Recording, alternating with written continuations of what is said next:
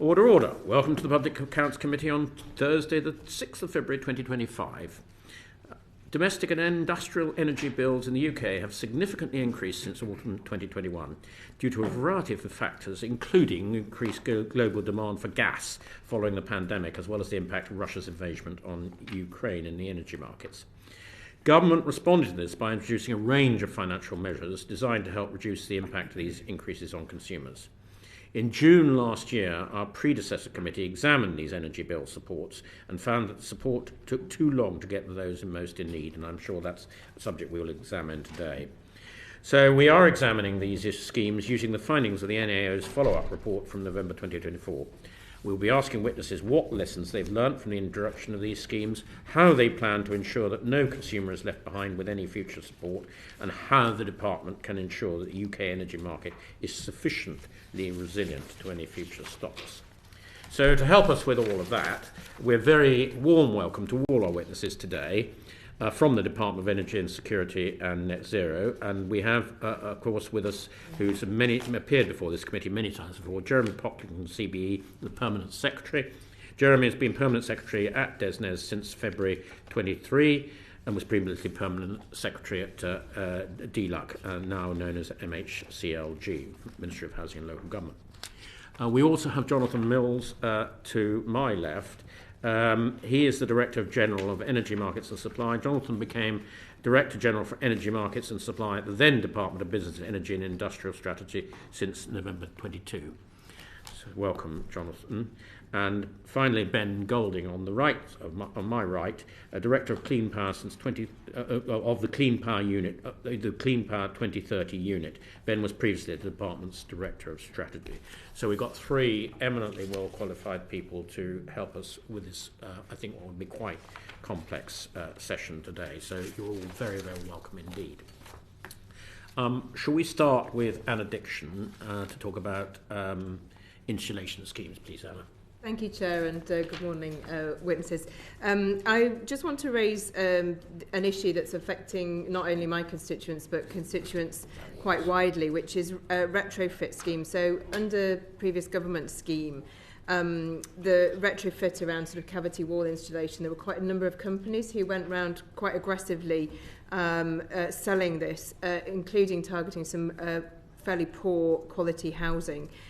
It was found that 10% of that work was actually defective. The companies who carried out that work, some of them folded. Legal proceedings were then taken forward, first of all by Pure Legal on a no-win, no-fee. They then folded. They were trying to take the construction firms to insurance companies to court. They then passed it to another law company, SSB. They went bankrupt, and now individuals themselves are being pursued for significant amounts of money, sometimes between 5,000 and 30,000. This is sums of money that these poorer constituents cannot afford. So could you please tell me what action the department is taking to protect individuals such as these from the liabilities following substandard home insulation schemes, and supporting these individuals who have been affected, as well as obviously making sure that in future these warm home schemes have more reliable contractors in place? Well, thank you very much for that question, and I appreciate the difficulties and the difficult position that your constituents and others are in as a result of this. It's clearly a serious situation. There are different issues involved here. There's the cavity wall insulation itself, but then there's also the action of the solicitors that you're referring to here and the claims management companies themselves. Let me talk about that second issue. It is a serious matter. The claims management companies that have, I think, largely gone out of business, I think some of those in question here, they are being investigated, though, by the Solicitors Regulation Authority, as you would expect. Mm-hmm. That's an ongoing investigation that I know is being taken seriously, but I can't comment to the committee today about an ongoing investigation. There are wider issues, of course, about measures that are taken to improve energy efficiency in homes, where the quality of that is very important. In general, cavity wall insulation is a good way to insulate homes, but it must be carried out according to required standards, where government schemes provide that. That also comes with a guarantee, as you would expect. Actually, the number of genuine issues that have arisen, I think, as your question implies, is actually very, very small. But these are things that the government is taking very, very seriously. I'd be happy to keep the committee updated, but unfortunately, I can't comment on the ongoing. No, ongoing we investigation. have to be very careful about the subject you see in this committee. But a 10% fault rate is not ideal and certainly has undermined confidence. So I guess the main issue is ensuring that sort of defective rate and the standards that those contractors under the government scheme, they are meeting them. Absolutely. And there is the focus at the moment, and I know the Minister gave a statement just recently about it, has actually been, there's also the question around solid wall insulation that has occurred under the Eco4 and the GBIS schemes as well. So the question of standards is one the Department is taking very seriously and is going to be part of the Warm Homes Plan that the Department is working on, and we've said that we will publish. We have to do it after the spending review, unfortunately, but as we're looking at the schemes that will be in place for the future, the quality of those schemes and the consumer protections that are put around them is something that we are looking at very closely. Thank you very much. Mr. Pocklington, would it be a good idea, because we were going to ask you about the recently announced changes to the Warm Homes Plan, would it be, just while you're on that subject, do you want to just cover that off now? Happy to do that. So do you want me to cover the sort of the solid wall insulation issue or our future plans for the Warm Homes Plan? Sorry, both. Because I think they both be of interest. They are. I know they are of interest. So the department uncovered examples of substandard wall insulation that had been fitted under the Eco4 and GBIS schemes. These are schemes that have been in place since 2022. We've taken very swift action as soon as we uncovered this issue. We have, together with Ofgem, suspended the installers that were involved. I think 39 installers were suspended. We've instructed Ofgem to undertake checks of the solid wall insulation that was installed under those schemes. So a comprehensive audit is being carried out. That involves both desk-based reviews and audits, but also inspections on site. Households, of course, should not be liable for that. It will be the installer that is liable. There's also a guarantee scheme in place if the installer has gone bust. So these things need to be remediated at no cost to the household. We've also said that the installers will remain banned until they've put the issues right, as you would expect. So it's a serious issue. The department is taking action, working closely with Ofgem, who have written to all the households involved. They're in the process of writing, actually. Some of the letters have gone out, some are going out on a regular basis and they've also set up a helpline to help anyone that has any concerns. Thank you for your department's prompt action in both of those insulation issues. Do you want to then, you recently announced, because it was a parliamentary question, you recently announced changes to the Warm Homes scheme, I think. Yes. So what we have said is that we are going to look at what the future arrangements should be for energy efficiency in the Warm Homes Plan that we will publish this summer. We've already taken a lot of decisions to accelerate the delivery of schemes. So quite a lot of money was allocated in the budget last year over a multi-year period, providing certainty to the supply chain. But in terms of the future, looking at the Parliament as a whole, we will set out those details in the Warm Homes Plan. As I say, that we do need to ensure that consumers have confidence in the quality of the work that is done and the regulatory regime around that. So we will need to look at that regime, including the certification of installers. Really helpful, really helpful. I now want to move on to the issue of energy security in the grid, the really important subject. Before I do, I think I should declare an interest in that in the Farm Partnership, of which I am a partner, we have a government scheme for a feed-in tariff for photovoltaics to generate electricity. So any remarks that I make should be with that all in mind. So I'm going to quote from a document which I don't think has been provided to the committee officially, but I'm going to state what it is because it is an extremely good document by a very well qualified person. It's called Blackout Risk in the GB Grid by Catherine Porter, Net Zero Watch. And she says that on the 8th of January 2025, during the tightest day since 2011, the spare margin, the surplus generated capacity available to meet demand, fell to worryingly low levels with a real risk of demand control. That's cutting off, compulsorily cutting off certain areas of electricity or even a blackout.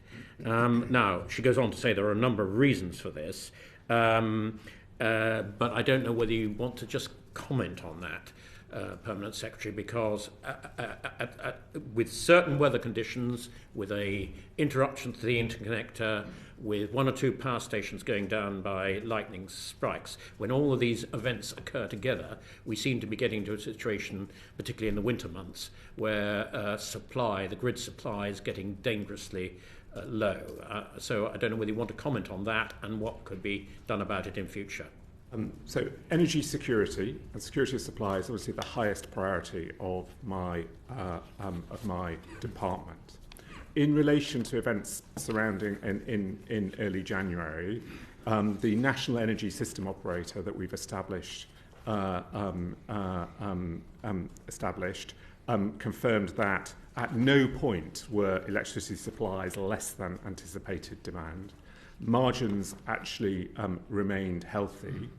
And something called an energy margin notice, a margin notice was issued around that date.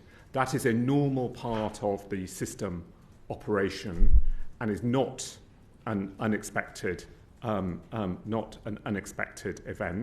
That has happened on previous occasions. It's not an infrequent thing for that to occur. And my colleague Jonathan leads on this for the department, so I'll perhaps bring in Jonathan to say a little bit more, if that's okay. Of course, Jonathan, and I'll just preface anything you might say. I mean, this was, I gather, the most serious incident to date, and it did cost NESO 20 million to buy in extra capacity to deal with it. So it's something that clearly, as demand rises, which it's likely to do with increased demand for digital supplies, electronic supplies, car chargers, electronic car chargers, and the new homes that we're going to build. So presumably the supply of the demand from the grid is going to grow. And if this was the worst incident yet, it looks to me as though there is a concern about the long-term supply, and taking all that into account with clean energy aims by the government of 2030 and the stability of the grid, the frequency of the grid, there are some worrying factors in there, are there not?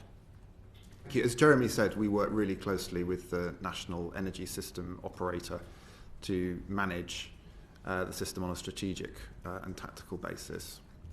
It's worth saying that in terms of the longer term outlook, the National Energy System Operator advises us on the horizon on a 4-year ahead basis in order to inform our capacity market auctions, and then ahead of every winter produces a winter outlook which assesses the resilience of our electricity system to exactly the sort of risks and issues that you've talked about. So the risks of adverse weather, the risk of interruptions to pieces of transmission infrastructure or to generation.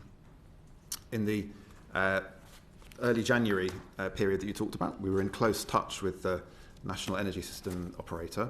They used a range of tools that they have at their disposal in order to ensure that there is a healthy margin on every day. The lowest margin in reality on that day I think was 3.7 gigawatts, so well within the tolerances that are needed. They did not have to use any unusual interventions. Electricity margin notices are routine signals to the market about supply needing to be available. They didn't have to use measures of demand controls that have been used on previous occasions. I think in 2014 and 2018 they were used. They were not used on this occasion.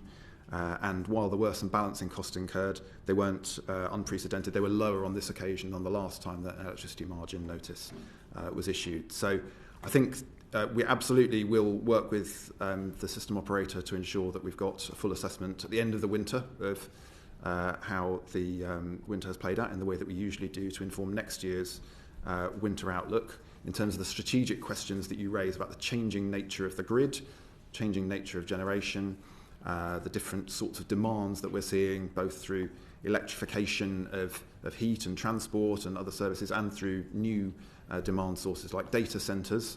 Absolutely, we work with the system operator to make sure they're factored into the 4-year ahead capacity market assessments and indeed beyond that and longer term assessments such as those that you saw in the Clean Power 2030 Action Plan. So the worry about the Clean Power Action Plan is not the action plan itself, but if you take and I understand this from this paper, I'm not an expert in this subject, but I understand from this paper that gas is particularly useful for maintaining the stability of the grid, the frequency, this 50 hertz that the grid produces, which is very important, I gather, to sensitive electronic machines. There is a concern that if you reduce gas, which is part of the plan, that the stability of the grid could become more difficult to manage because renewables such as wind and solar and so on do not have that same ability to be able to keep the stability, the inertia of the grid going. As you say, there are two different aspects that are brought out in this transition and the role of gas. The first is that we need to ensure that across the grid we have sufficient flexible generation to be able to respond when weather conditions mean that what we call intermittent renewables, so technologies like wind which vary according to the weather conditions, to ensure that generation is available to back that up, but also on a technical level, as you say, what's called inertia, so the ability of the grid to sustain a consistent pace of operation, if you like. This is an area that the system operator has been working on with Ofgem. You're right that gas has historically provided that system service for the grid. There are a number of options for other ways in which that can be provided in the future, including what's called synthetic inertia. And the system operator could probably advise in more detail on how that works in practice, but it is a known engineering problem and exactly the sort of thing that the system operator is there to work on. At least you're looking at these very important issues, so that's very helpful today. I've just got one short question, I think, from Luke Charteris, and then we'll move on to the main session. Just to check my understanding, if that's okay, the January incident in terms of megawatt shortage, that was the closest the UK has got to a blackout in over a decade. Yes or no?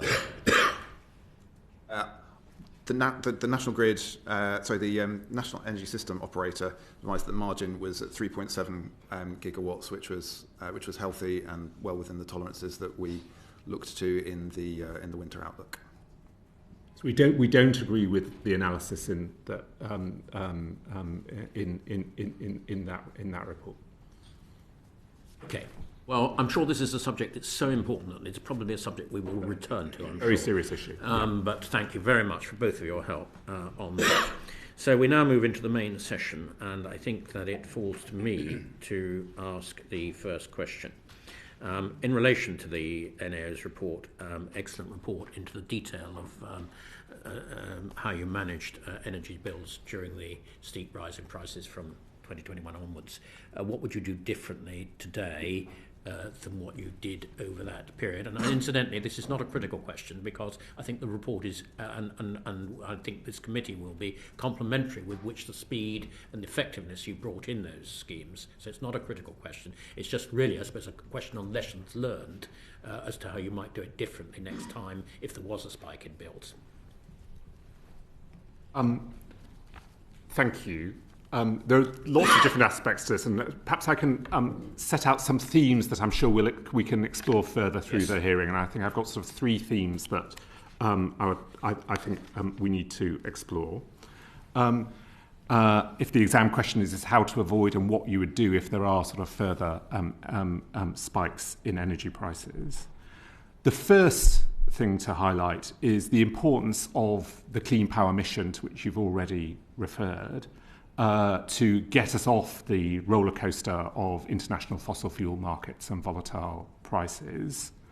Deploying low-carbon renewable electricity, mainly through fixed-price CFDs, and also other low-carbon sources of generation, is going to reduce our reliance on volatile gas and limit our exposure to price spikes. In the long run, in the medium term, that is a very, very important element of our strategy. Electrification will also be important as well, and we'll see a less reliance on gas overall in the economy. A second theme we will want to explore is how we are ready if there were to be a further spike in prices. I want to sort of stress at this stage that we've got no evidence, there is no evidence that there will be a further price spike. That's not what the futures market shows. It's not what forecasts show. And the second sort of the other caveat is that any interventions would have to depend on the context and circumstances of the time and would be for ministers rather than for officials. But it is important that the department captures the knowledge, the learning and the capability from the schemes that we did launch, particularly in 2022-23. And it's also important that we maximise and efficiently use the data and have the data available to assist with that. And I know we will want to talk about the work we have underway with the Department of Work and Pensions and others on that. The third theme, if I may, is to say that this is a worrying time right now for families and households faced with high energy bills. The department is very conscious of that, and the third theme is the ongoing action and the ongoing work we have underway to make the system that we have as affordable and as fair as we possibly can. We can't insulate households from all the impact of movements in international gas prices, unfortunately, but we do work with Ofgem on, for example, the winter support commitment, the additional support, the £500 million of support that suppliers offered this last winter for vulnerable consumers. We have the warm home discount. We have policies ourselves in the department. And then we've already alluded to it, the warm homes plan. How can we make sure energy efficiency is, and clean heat mechanisms reduce people's reliance on volatile gas prices and lower their energy bills. So there are a number of themes there. They're all important. I'm sure we'll be unpacking them during the hearing. Certainly will. One of the advantages of having been on this committee for a long time is you get a long corporate memory. And from this whole episode was, of course, epitomised by the bulb incident. But the system where supplier last resort means that any losses are passed on to remaining suppliers and their customers. It means that you had over 30 suppliers which failed, right. And this has left behind $6 billion in costs that all consumers must pay through higher standing charges. One wonders whether the current system, as I say, of supplier of last resort is the right system, and whether it's robust enough to cope with another spike in energy, which may cause financial pressure on yet more suppliers. So it's a very important question. Say a few things in response. The first thing, you alluded to bulb. You mentioned the bulb, which was not the supplier of last resort. That was the only one of the companies, because of its size and scale, went through the special administration regime. So it essentially was brought into the public sector. There is a legal challenge outstanding there, so there are limits in what I can say, but I've written to the committee to confirm that our latest forecast is ultimately that special administration regime will have been undertaken at zero cost to the taxpayer. As when I was last before the committee, initially their estimates were of many billions of pounds that would cost, but ultimately that shows the value of these regimes, that actually it is possible to bring these companies through a regime like that, repair them, and then put them back into the private sector. But So it limits what I can say because of the administration regime. All the other companies did go through the supplier of last resort regime. And the thing I would say is, in a way, that regime worked. In one way, the overall regime didn't. But in one way, that regime did work because customers weren't continued to receive their supply, credit balances were appropriately transferred, and that was managed. But it did impose a cost on the system, as you allude to. And I think the problem that we in Ofgem have already talked about is the financial resilience of the suppliers was not adequate to deal with the company's suppliers during the energy crisis. Ofgem have taken a number of steps on this, essentially learning, I think, from what's the sort of changes that have happened in financial services following the financial crisis. And they've introduced a number of measures to strengthen suppliers. These include things like capital adequacy requirements, so energy suppliers have to keep an amount of net assets per customer. Suppliers are required to ring-fence their renewable obligation receipts, so any cost of failure will be reduced. There's the level of principle. Suppliers are required to abide by the financial responsibility principle and have evidence to the regulator that they have sufficient capital. Ofgem have also now got stronger powers than they had to direct the ring-fencing of consumer credit balances. So Ofgem have taken a number of steps. I think the regulator itself recognised it had more to do. These are designed to protect consumers in future, but it also needs to be proportionate. Those costs that were, analysts sometimes say, socialised in the system were real costs and did put up bills. So we need to minimise the chance of that happening in future. But it would also be wrong to say that there will never be another supplier failure, because in that case that might not be a proportionate response. But the balance was not in the right place. Ofgem have taken action. We're much more confident in the regime that we have now. Mr. Secretary, thank you for that answer to this very serious issue. We will look at the answer very carefully and maybe come back to that. I just want to raise, I'm sorry as chair to the rest of my committee, I'm raising too many issues today, but I just do have one other important issue I want to raise with you. Some people think today's power market suffers from poor liquidity, too few buyers and sellers trading energy ahead of time, adding to risk and uncertainty, and therefore additional cost to consumers. How do you react to that, Permanent Secretary? So I think that is referring to the operation of the wholesale market. As you know, Ofgem operate across the wholesale market as well as the retail market. There have been a number of recent incidents in the last few years where they've undertaken investigations into the operation of the wholesale market and taken steps against market players who have been, and I'll choose my words carefully, not operating consistent with the correct regulatory approach there.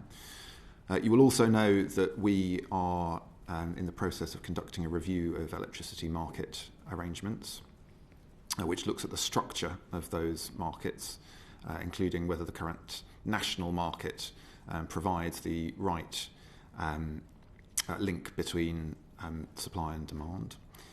And as I'm sure we will come to later, we are looking at whether Ofgem more widely have the powers, the remit, and the capability to undertake the role they need to take in the market going forward. Thank you for that helpful reply. Anna Dixon, please. So in getting these schemes up and running quickly, obviously they were universal schemes rather than targeted at particular households who really needed that financial support. So you could argue from a value for money point of view, there was quite a lot of dead weight cost in the schemes, and I think there was also some sense in which they were somewhat fragmented, overlapping in places, and so on. So again, we're in the sort of, I think, your second theme, Jeremy, around sort of readiness if this happened again. In what circumstances, if any, would you repeat that with a universal scheme? And if not, if you agree that it would be better value for money to have targeted schemes, are you ready to do that? And if not, what further steps do you need to take?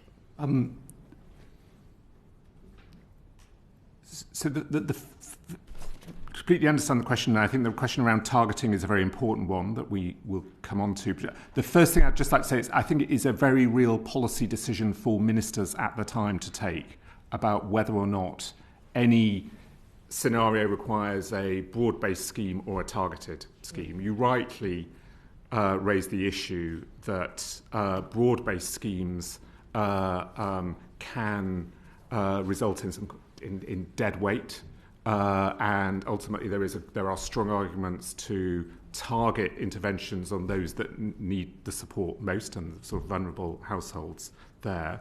But there were also advantages during the energy crisis for having a broad-based scheme as well. Partly that stemmed from the scale of the price rises that meant the number of households in the country and the families that were affected was a very, very broad-based intervention was required when prices were rising to, I think, approximately £4,000. That was a very impact on a great number of households in the country.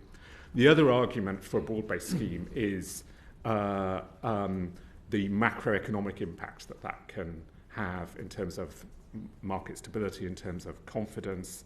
Actually, the EPG scheme, sorry, there's going to be a lot of acronyms today.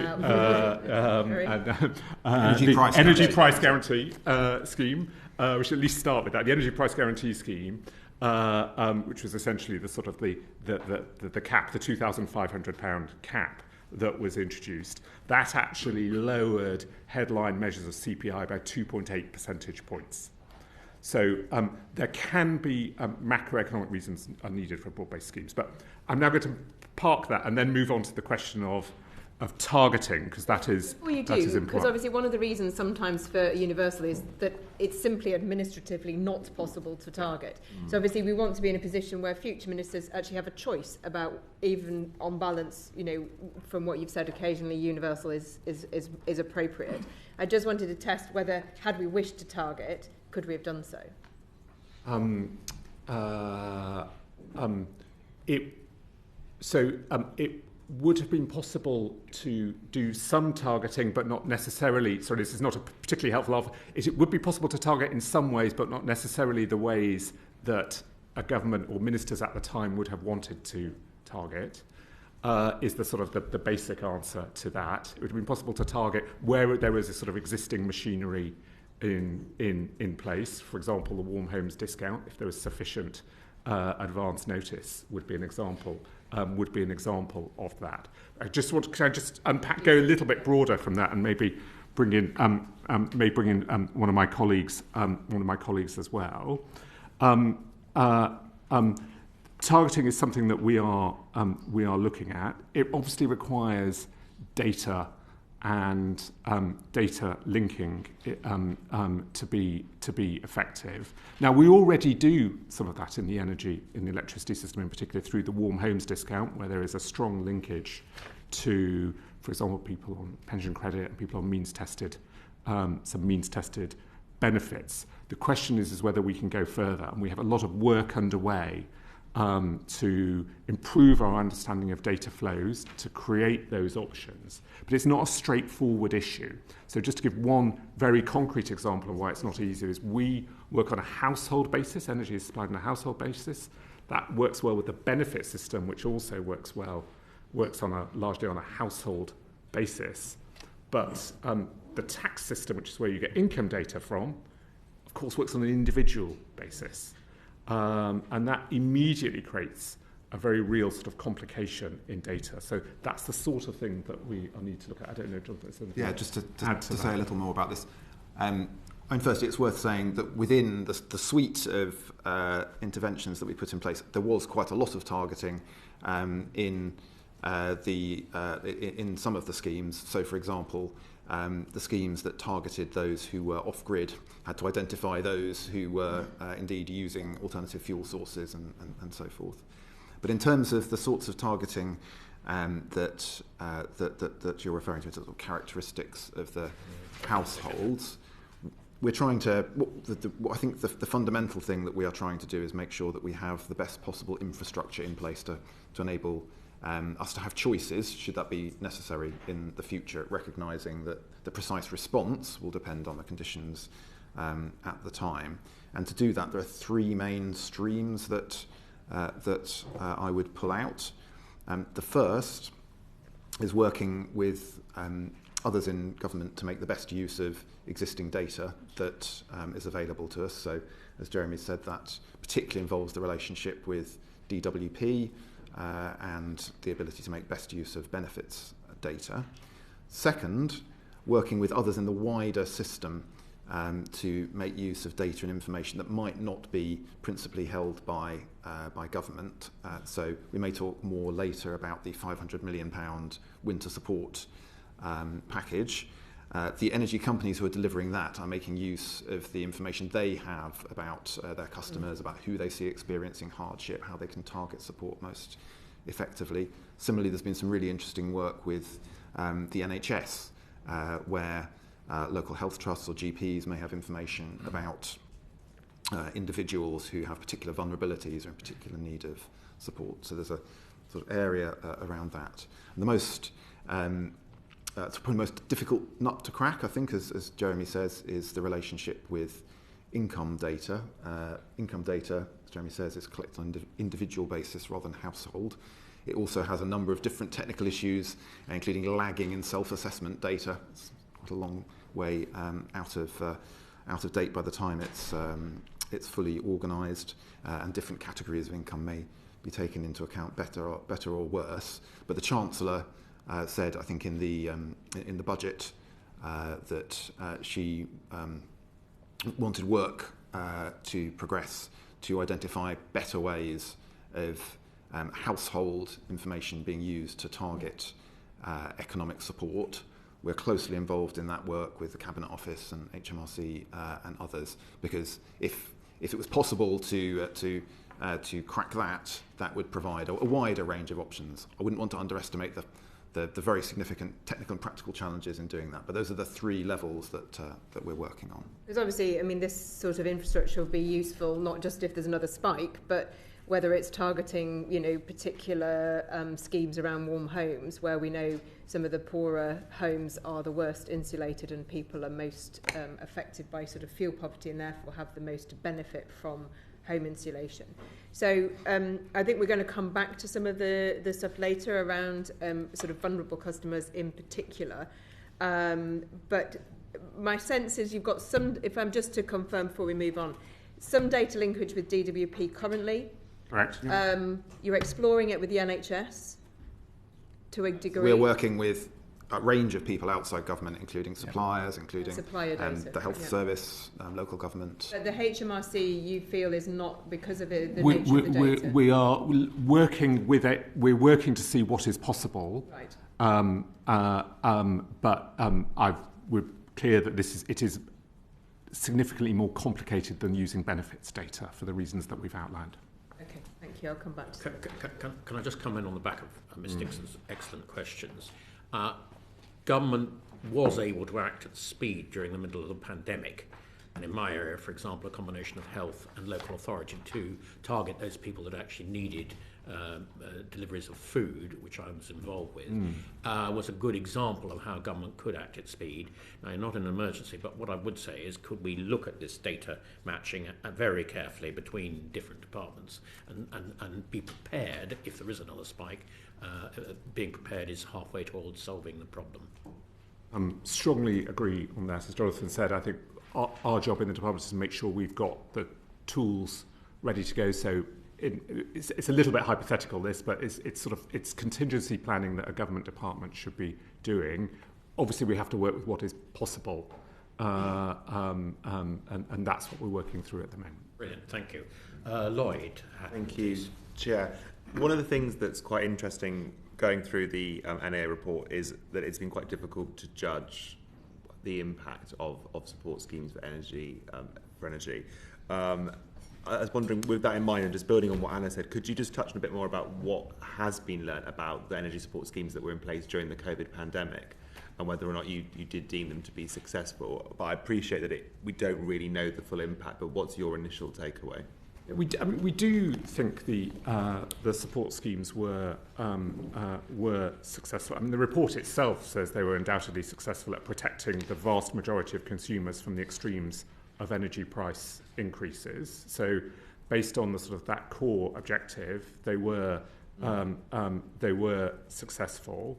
Unpack a little bit. Obviously, we have we have several evaluations underway, reporting mainly in the summer, which will provide us with more evidence around the schemes. But the Energy Price Guarantee Scheme, which is the biggest single scheme for householders, that did prevent the sort of the 75% rise in bills that that would have happened in the final quarter of 2022. That limited the £2,500 limit, and the EBRS scheme, which was the equivalent. We had an equivalent scheme for business, also made a very significant saving. We know as well that the schemes limited the impact on fuel poverty in the crisis. Now, it's complicated because different devolved administrations have different definitions of fuel poverty, but looking at England, our analysis suggests that 289,000 households would have been in fuel poverty without the support provided. Fuel poverty did still rise, but 289,000 additional households would have been in fuel poverty. So we do know that the schemes helped. They also stabilised the market, which was important. It's not really about supporting suppliers, but it stabilised the market, so they were important. But we do want to evaluate this properly and robustly, so that's why we've got independent evaluations underway. They're going to be looking much more comprehensively at whether the schemes were effectively designed, what was awareness like and understanding amongst the different recipient groups that I know we'll come on to in this hearing. Were they effective at supporting the different groups, hence were they value for money? So that will be looking at the programme design, the outcomes, the costs and benefits, the macroeconomic benefits as well. They'll be looking at things like what was the impact on fuel poverty, did they prevent self-disconnection, which is something we worry about in the department, and what was the impact on jobs, on insolvencies from our support. So we're at a confident position, but there'll be more to come through the evaluations that will be concluded this summer. And when will that work conclude? So, well, obviously the COVID pandemic was a few winters ago now. It was. So if evaluations like this, and it's frustrating for me as well as for the committee, but they do take time because we need the schemes to conclude before we can actually properly evaluate them, and then we do need the evaluations to be undertaken robustly. So we'll have some interim evaluations looking at the domestic schemes. There are two separate interim evaluations for Great Britain and for Northern Ireland. They're going to report in the spring. But then the final evaluations, both for the domestic interventions but also the non-domestic interventions, we will get those in the summer. This year? Yes. Thank you. Lloyd, you happy? Fine with me, yeah. Right, Sarah Olney, please. Lloyd has just asked my question, actually. So about when the evaluation are going to take place. All right, but Lloyd. The permanent Okay. secretary has answered that. Yeah. I thank you. I suppose the next thing is we are looking. If you look at the world picture at the moment, there are a number of reasons why we could see further instability in the cost of energy, and why actually there could be similar events to what happened with the pandemic or with conflicts in Europe. It's reassuring to hear that this will be concluded by the summer, but with that in mind, do you think there is enough preparedness in the department for if there was to be a future spike in energy and a need to quickly intervene with domestic energy support? So, something that's been a priority through the energy crisis and beyond has been to capture the knowledge and the learning and the capability that we learnt through undertaking these interventions, so that we are, although we think it was a success, we want to be better prepared if we needed to make this sort of intervention in future. And that is something that we're able to do in the department. We know what it would take to, for example, reintroduce these schemes or a variant on these schemes, and we make sure we properly understand, for example, the lead-in times that are required as well, so that we know the sort of, and also the skills and capabilities that are required. So that does mean that we'd be better prepared in future. Now, the evaluation will, of course, help. I'm sure we're going to come on to the sort of the challenges around some vulnerable groups and reaching some of and reaching those which we discussed already with a previous version of this committee. But the evaluation will help us on areas like that. But the department has been making sure that it's maintaining and improving its capability even in advance of that. And then going into more detail, if possible, looking at some of the challenges we face, whether it be to do with a sort of conflict around tariffs or further instability in Europe or further conflict in the Middle East, do you feel confident that the department is ready for the potential knock-on impact this could have in terms of energy and therefore the price of energy for consumers? I am confident the department is ready to deal with whatever happens in international energy markets. That is the key essence of our job. We're not absolutely not complacent about that. I should say, though, as I said earlier, if you look at there have been rises in the European gas markets in recent months. They're obviously a concern, but we've not seen any evidence of the sorts of spikes that we saw previously in that. But it's obviously something that we monitor very closely. I have an international energy unit that is a joint unit between my department and the Foreign Office that in particular focuses on some of those geopolitical risks that that you're also referring to, and of course we monitor those closely. But just so this is clear for the committee, if the work, which I'm glad it is concluding this year, but if the work around whether or not the previous energy support schemes have been successful doesn't conclude to this summer, how can the department be fully confident that it is prepared to offer support in the event of another spike caused by geopolitical events? It's a process of continuous improvement in the department, as you would expect. We've already reflected ourselves on what we have learnt and the skills and the capabilities that we need. We understand what would be involved in reintroducing these schemes or some variants of these schemes, but of course we will learn more through the evaluation process. As we get more information.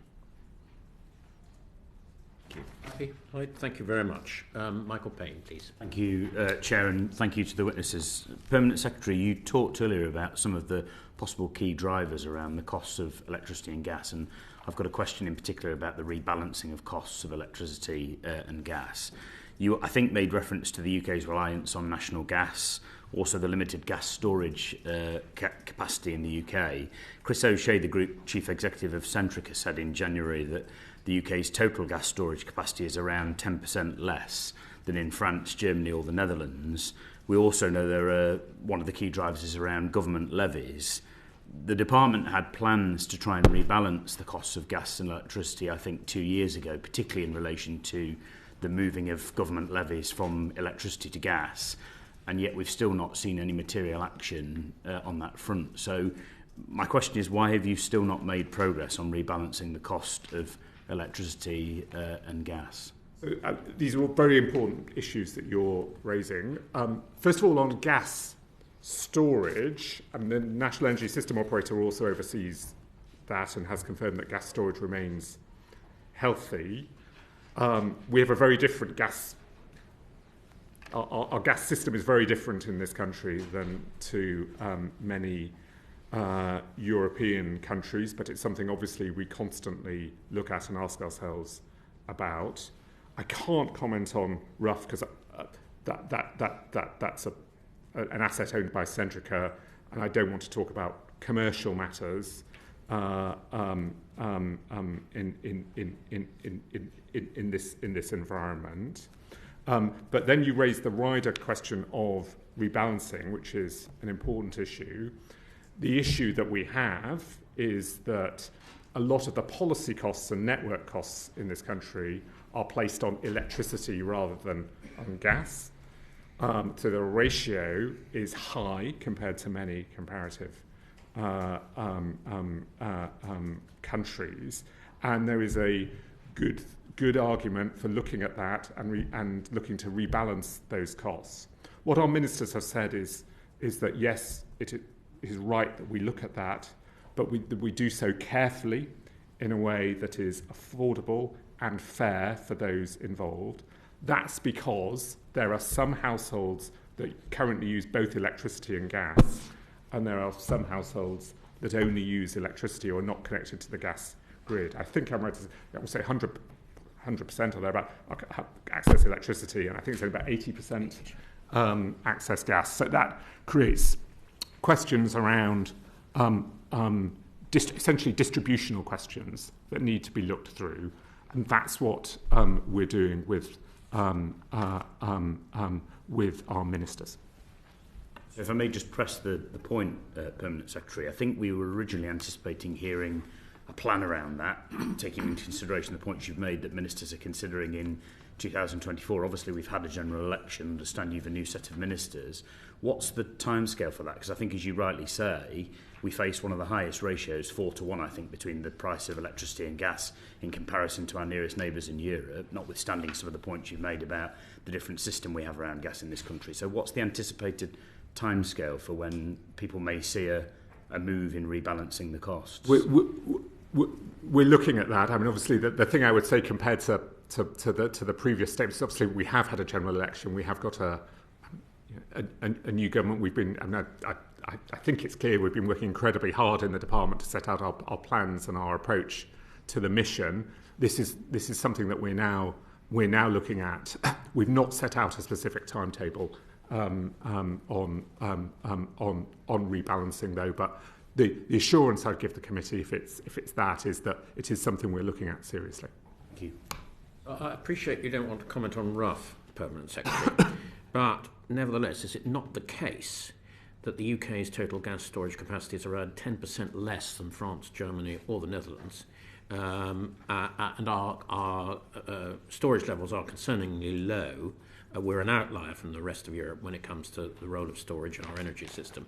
And indeed, Chris O'Shea, Group Chief Executive of Centrica, said, as we look towards Clean Power 2030, long-duration energy storage will be needed more than ever in order to help balance the system that is increasingly reliable on renewables. So is the lack of the amount of gas storage in this country a concern? So it is factually correct to say that we have less gas storage than some of the European countries that you mentioned. However, the question is do we have enough, and is it secure for the system that we have in this country? National Energy System Operator recently confirmed again that gas storage levels are healthy for the system that we have. Gas storage levels remain healthy. We have a more complicated system because we have more access to, for example, LNG. We still have the remains of the UK continental shelf as well. So it is something that as I say, I think I refer to the National Energy System or the National Grid, National Gas operator has been looking at. But we are confident that we do have the storage levels that we need. But we're not complacent, is the thing I would say, and we do continue to look at this.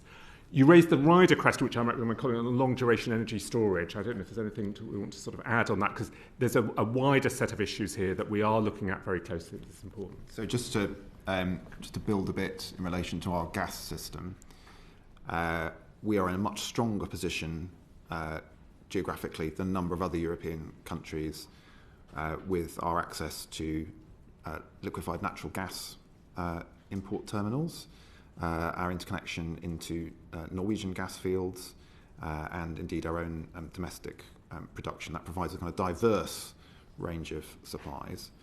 The second thing, when looking at the contribution that storage can make to our system, it's worth the committee looking at the amount that can be, the rate at which it can be provided onto the grid, as well as the total amount in storage, because the issue that National Gas look at, particularly in testing the resilience of our system to the winter, is the ability to deal with days of particularly high demand or interruptions to significant infrastructure. And that means in our system, the total volume of gas that we have in storage is often much less important than our ability to respond rapidly to pressures on the system. And so our system is optimised for that, if you like, with fast releasing storage. In terms of long duration electricity storage, that's a really important area for how the grid works in the future. It's something which comes out in the Clean Power Action Plan as an important area, and there's a range of technologies there, including pumped hydroelectric storage and other more nascent technologies that are being developed, where that's a critical part of the Clean Power Action Plan to promote those technologies for 2030, but also beyond 2030, when we'll see higher variability on the grid. Well, we'll leave, that's quite a complicated subject, we'll leave that there, although there are other questions around that. We now come to Sarah Olney, please. Thank you very much, Chair. Mr Mills, the original estimate for how much it was going to cost to run the schemes was £139 billion. But we think the final cost was only £44 billion. And even the interim estimate was £69 billion. So obviously a big difference there, not just a big difference, but like, you know, a really, really significant difference in terms of the acceptability of the scheme. As I recall, when it first was brought before Parliament, the enormous cost that was being estimated was much discussed. I'm just wondering, obviously the NAO report reveals that there was a large range of estimates and you had to take a central estimate. But why was there such a large range? Why was it so difficult to predict with any greater certainty what the cost would be? So by far the greatest part of those forecasts was the two schemes at the time, the Energy Price Guarantee and the Energy Bills Relief Scheme, which were directly related to their costs were directly related to the price of energy. And the fundamental logic of what they were trying to do was to take that risk away from consumers and businesses who could no longer bear the scale of the uncertainty and to put it onto the Exchequer. That meant that the amount that those schemes would spend was very heavily determined by the future trajectory of energy prices and particularly of international gas prices. What we saw in the period from when the schemes were announced, particularly as we went through the winter of 2022 and 2023, was that the global market responded effectively to the crisis situation, that markets were sufficient, that European gas storage filled and was resilient for those markets, that liquefied natural gas continued to flow to markets where it was imported. And as a result, the futures markets brought down their forecasts of future spending significantly. And so we saw the spending required by the Energy Price Guarantee in particular to come down because it was no longer needing to make up anything like so much. And that explains the vast majority of the variance in the forecast. I think looking back, I think it would have been.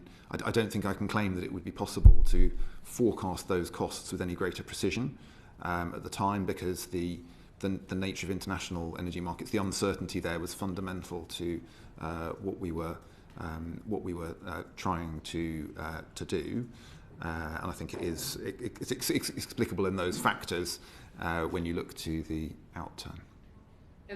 So can I just ask you then, that the situation we were in sort of September, October 2022 is pretty much unprecedented in terms of those future estimates, and really very, I suppose what you're saying is actually kind of impossible really to predict what. So on your first point, it's worth highlighting to the committee how unusual the energy forward market was from the perspective of 2022. It wasn't just that there was a spike in the prices, it's that the market was finding it very hard to forecast when that spike would come down. So whereas we have seen short duration spikes in prices before, there are not really any recent comparable examples of the market expecting prices to go up dramatically and not being confident in knowing when they would come down at all. So that was a very particular situation. As I said, the rationale, if like the economic rationale for those schemes was to try to take the uncertainty of future prices off consumers and businesses to somewhere where it could be borne for the benefit of those households and businesses, but also because of the wider economic impacts that Jeremy's alluded to earlier. So it was pretty fundamental to the way the schemes were operating that it would be difficult to forecast the costs at the time. And if you review the language that the Treasury and the OBR used in describing their assessments of the costs, they were at pains to highlight that as well. Thank you. Thank you. You happy, Sarah? I don't know whether you're aware, Permanent Secretary, but we've got into the habit now of taking a 5-minute break, sort of in the middle of the hearing. So I am now going to call a 5-minute break. The clock stands at 11:04. If we could try and be back here by just about 11:10 would be really, really helpful. We won't clear the room, so there will be mics around, so just be careful what anybody says during the break. So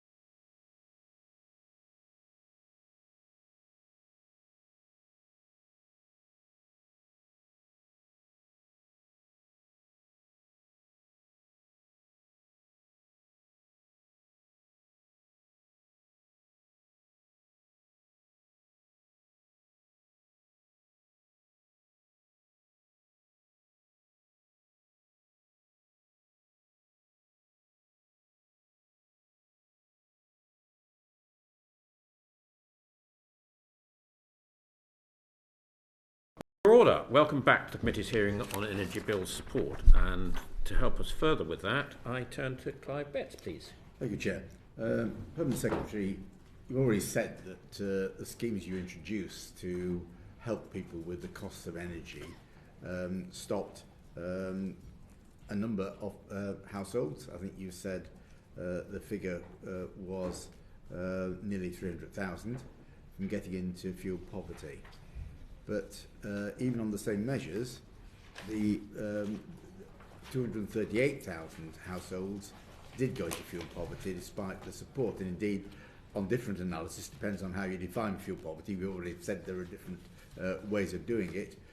On estimates about whether people found energy affordable, the number of households who found that it wasn't affordable doubled during the same period. So, in other words, the support was helpful in part, but not helpful for many people in terms of stopping the fuel poverty. So, could you have done more? Could you have had better interventions, more targeted interventions that would have actually helped those people who really were in great difficulties during that period? So two things I would say in response to that question. The first thing I would note is that ultimately these are decisions that, very difficult decisions that ministers at a very challenging time had to make, balancing off what was the right level of support to offer, given the constraints that we had on delivery, with wider questions of affordability. Now, ultimately, a great deal of support was offered, over £40 billion worth of support that was offered, but that was ultimately a choice that ministers had to make in balancing that. The second thing I would note is this was not the only... we've been talking today about support being offered through the energy system or quite closely aligned with the energy system. That is not the only route that is available to provide support to low-income households. There were other changes that were made to the benefit system to provide support to vulnerable people during the crisis. So it's also at a certain stage it's also important to look at the round. But I agree that even with the support, it was a challenging time for so many people in this country because energy bills were higher and remain higher today than they were several years ago because gas prices ultimately have not reduced to the pre-crisis levels. Okay, right. So to unpick what you were saying there, was less support offered that might have been effective at helping people in fuel poverty because of the fact that practically it was very difficult to do administratively, or because it wasn't considered to be affordable by ministers?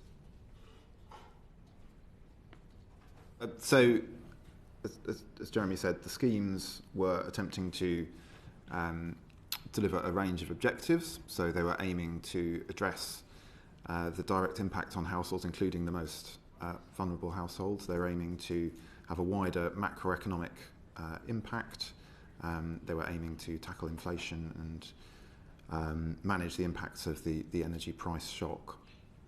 There were, as we've discussed earlier, the schemes aimed to be universal in their scope, but sat within a wider government response, including cost of living payments, extension of the household support fund, other changes in the benefit system that were more specifically targeted in relation to income and other measures of need. And the objective there was to provide a response that hit all of the objectives as well as possible within what were ultimately, even with the cost of these schemes, a very significant fiscal cost and therefore constraints on what could be delivered overall.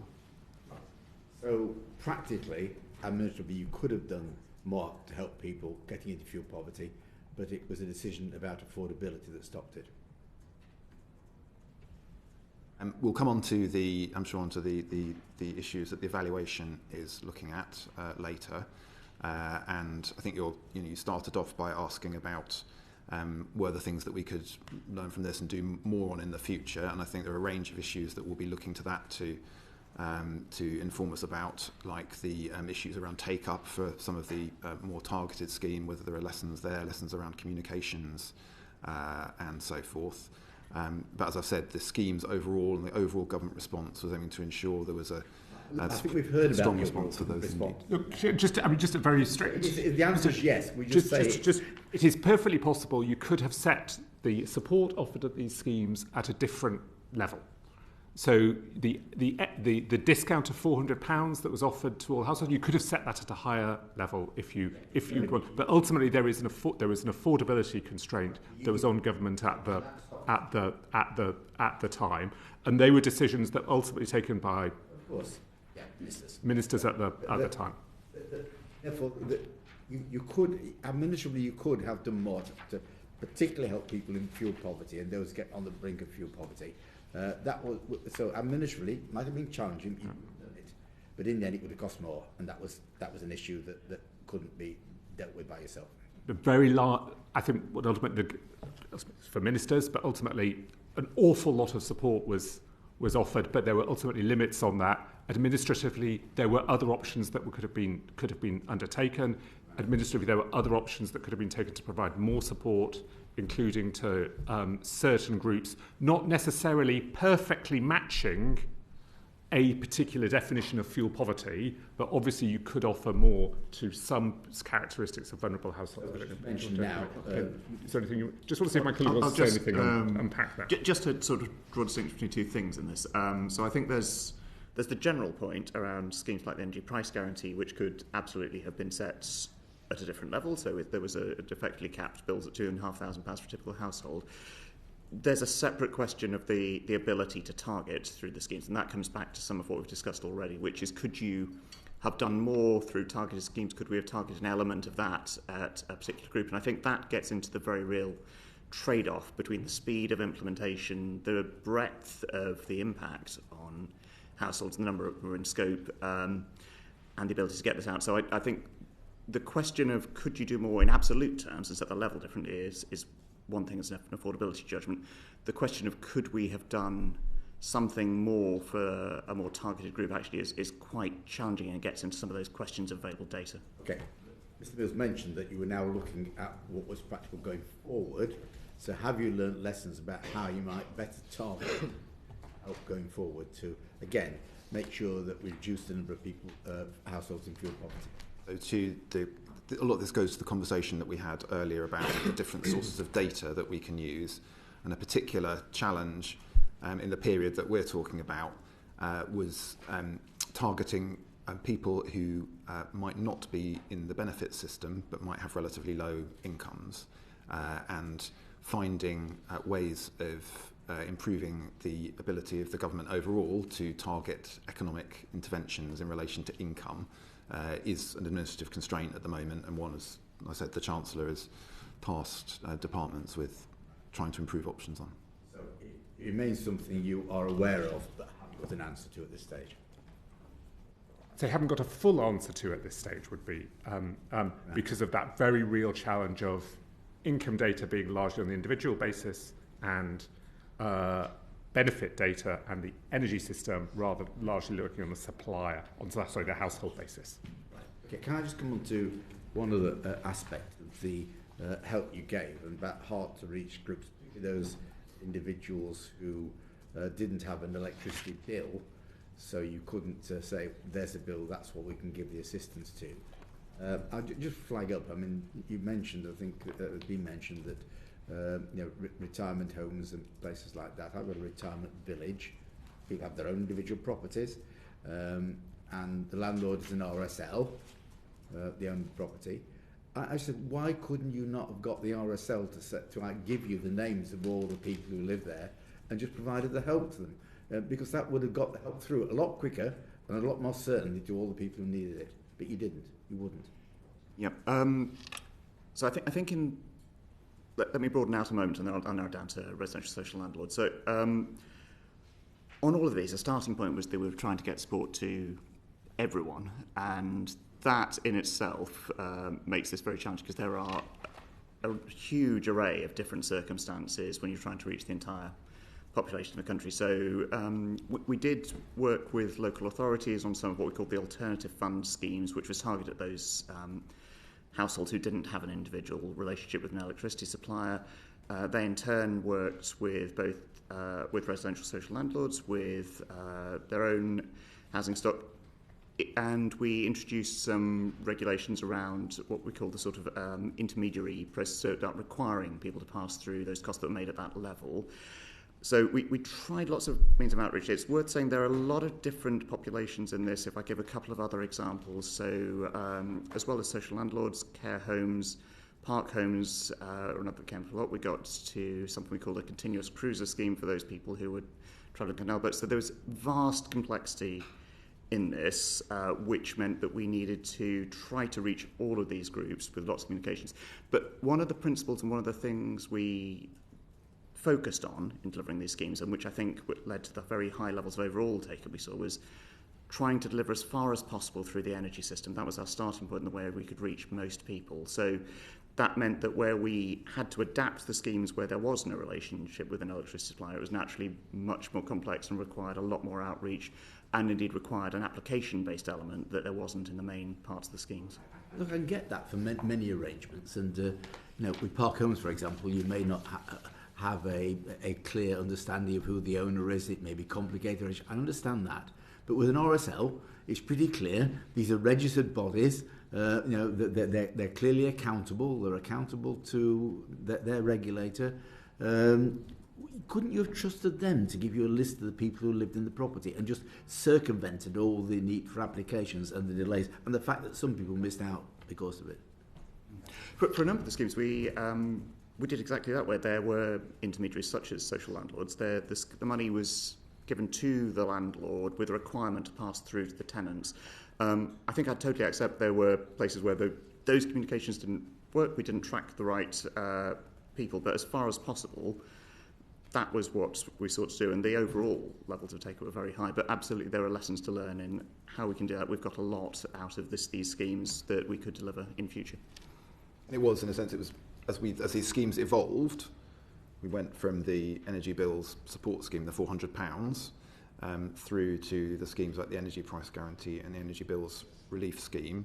We were trying to learn that. So, as you say, when we got to the schemes where people received electricity but didn't pay for it themselves because they were the electricity was included in their rent, we required the landlord to pass it on automatically. That was a lesson we were learning from the first part.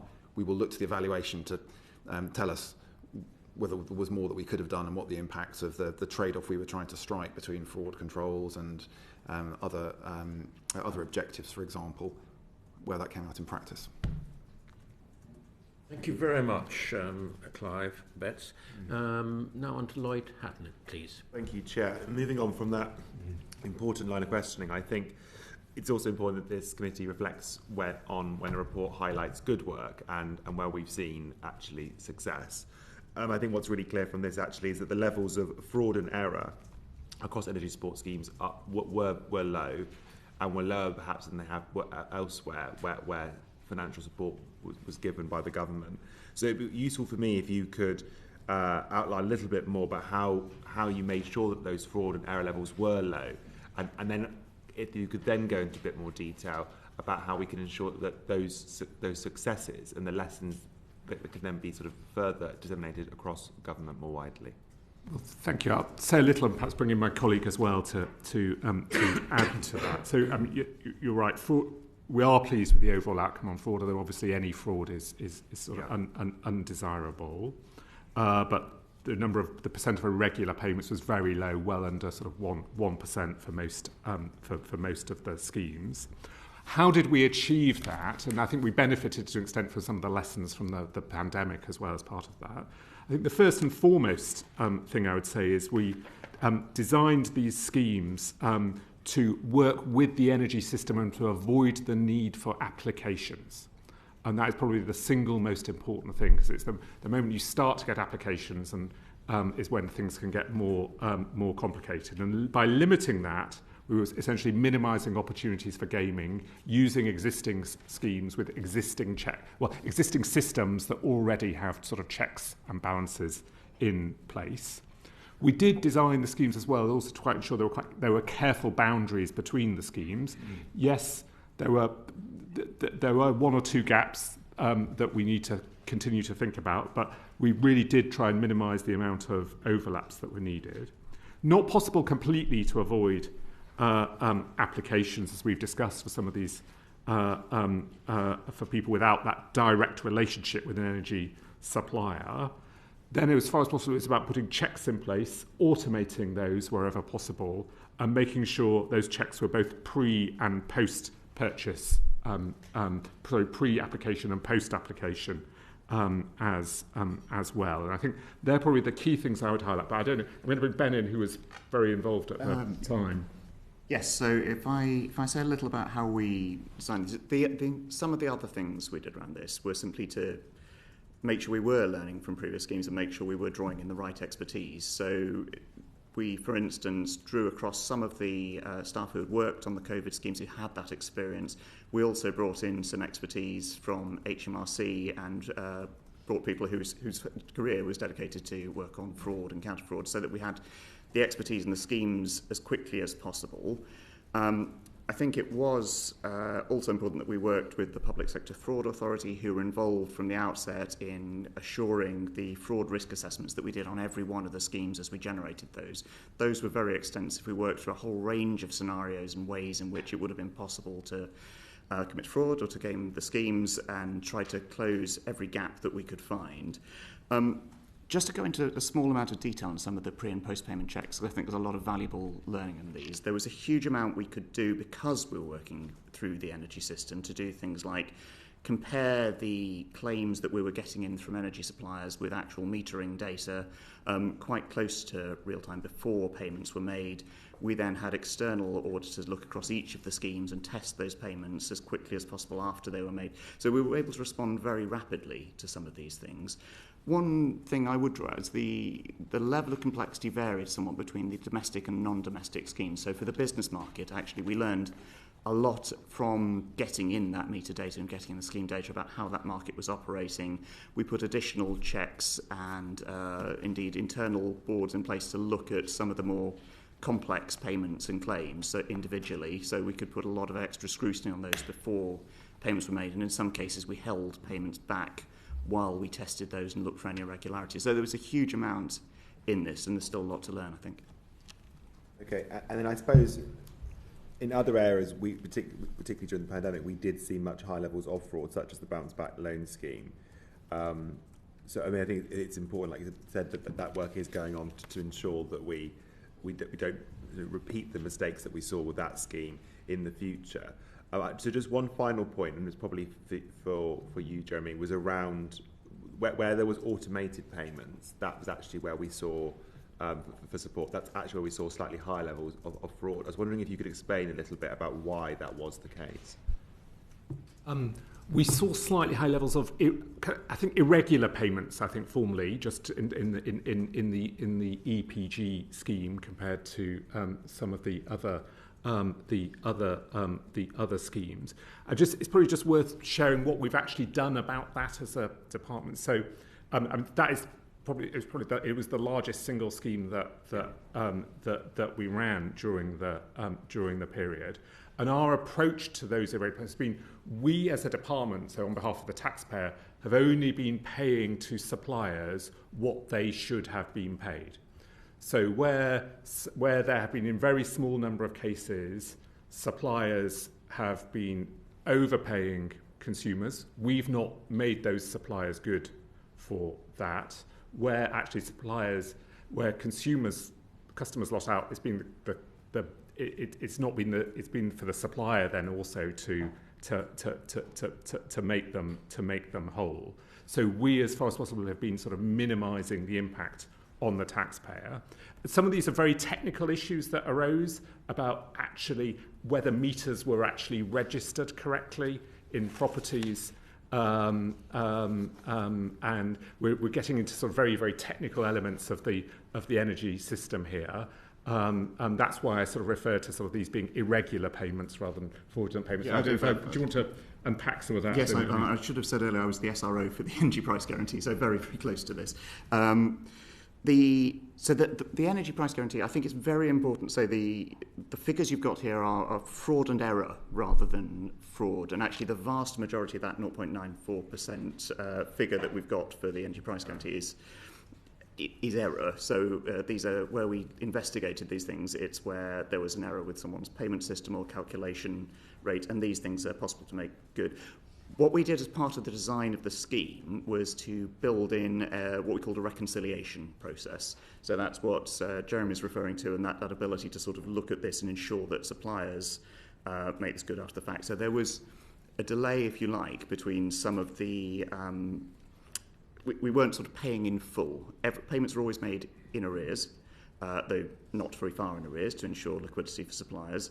But there is something of a long tail of the scheme where we held back a degree of the final payments and allowed a reconciliation process where we're able to true up what we've paid with actual meter data and make sure that we only end up paying the right expense, and the exposure to the taxpayer is kept very low. So that even those relatively small figures for fraud and error to a large degree will zero out over time.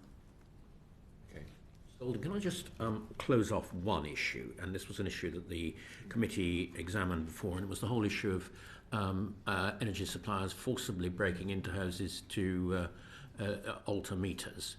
Now, you have Ofgem has banned this practice in gas, but I gather there's only a voluntary arrangement with electricity suppliers.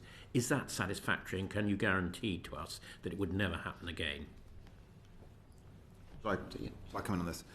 So, as you say, Ofgem took action after unacceptable practices were revealed in the installation of prepayment meters. They have been looking further at the specific practices there and putting in place stronger controls about the conditions under which such installations can be made in the future, including requiring additional welfare visits, further assessments, and so forth, in order to ensure there is not repetition of previous behaviour. We are working really closely with Ofgem to monitor the effectiveness in that practice, in practice, and the use of this practice is much, much lower than it was previously, but it's something we will pay close attention to. I still slightly worry about that reply, Mr. Mills. You say it's much, much lower than it was, but you're not absolutely ruling out that it couldn't happen in the future, at least without proper warning. The view that Ofgem have taken that it wouldn't be appropriate entirely to remove the option of compulsory installation of prepayment meters in circumstances where there are no other viable options. They are enforcing that with, as I've said, the Code of Practice, which sets strict conditions around when that's happening, and to ensure that it is only in the circumstances where that is appropriate and does not pose unacceptable risks to the households involved. That's what the Code of Practice says.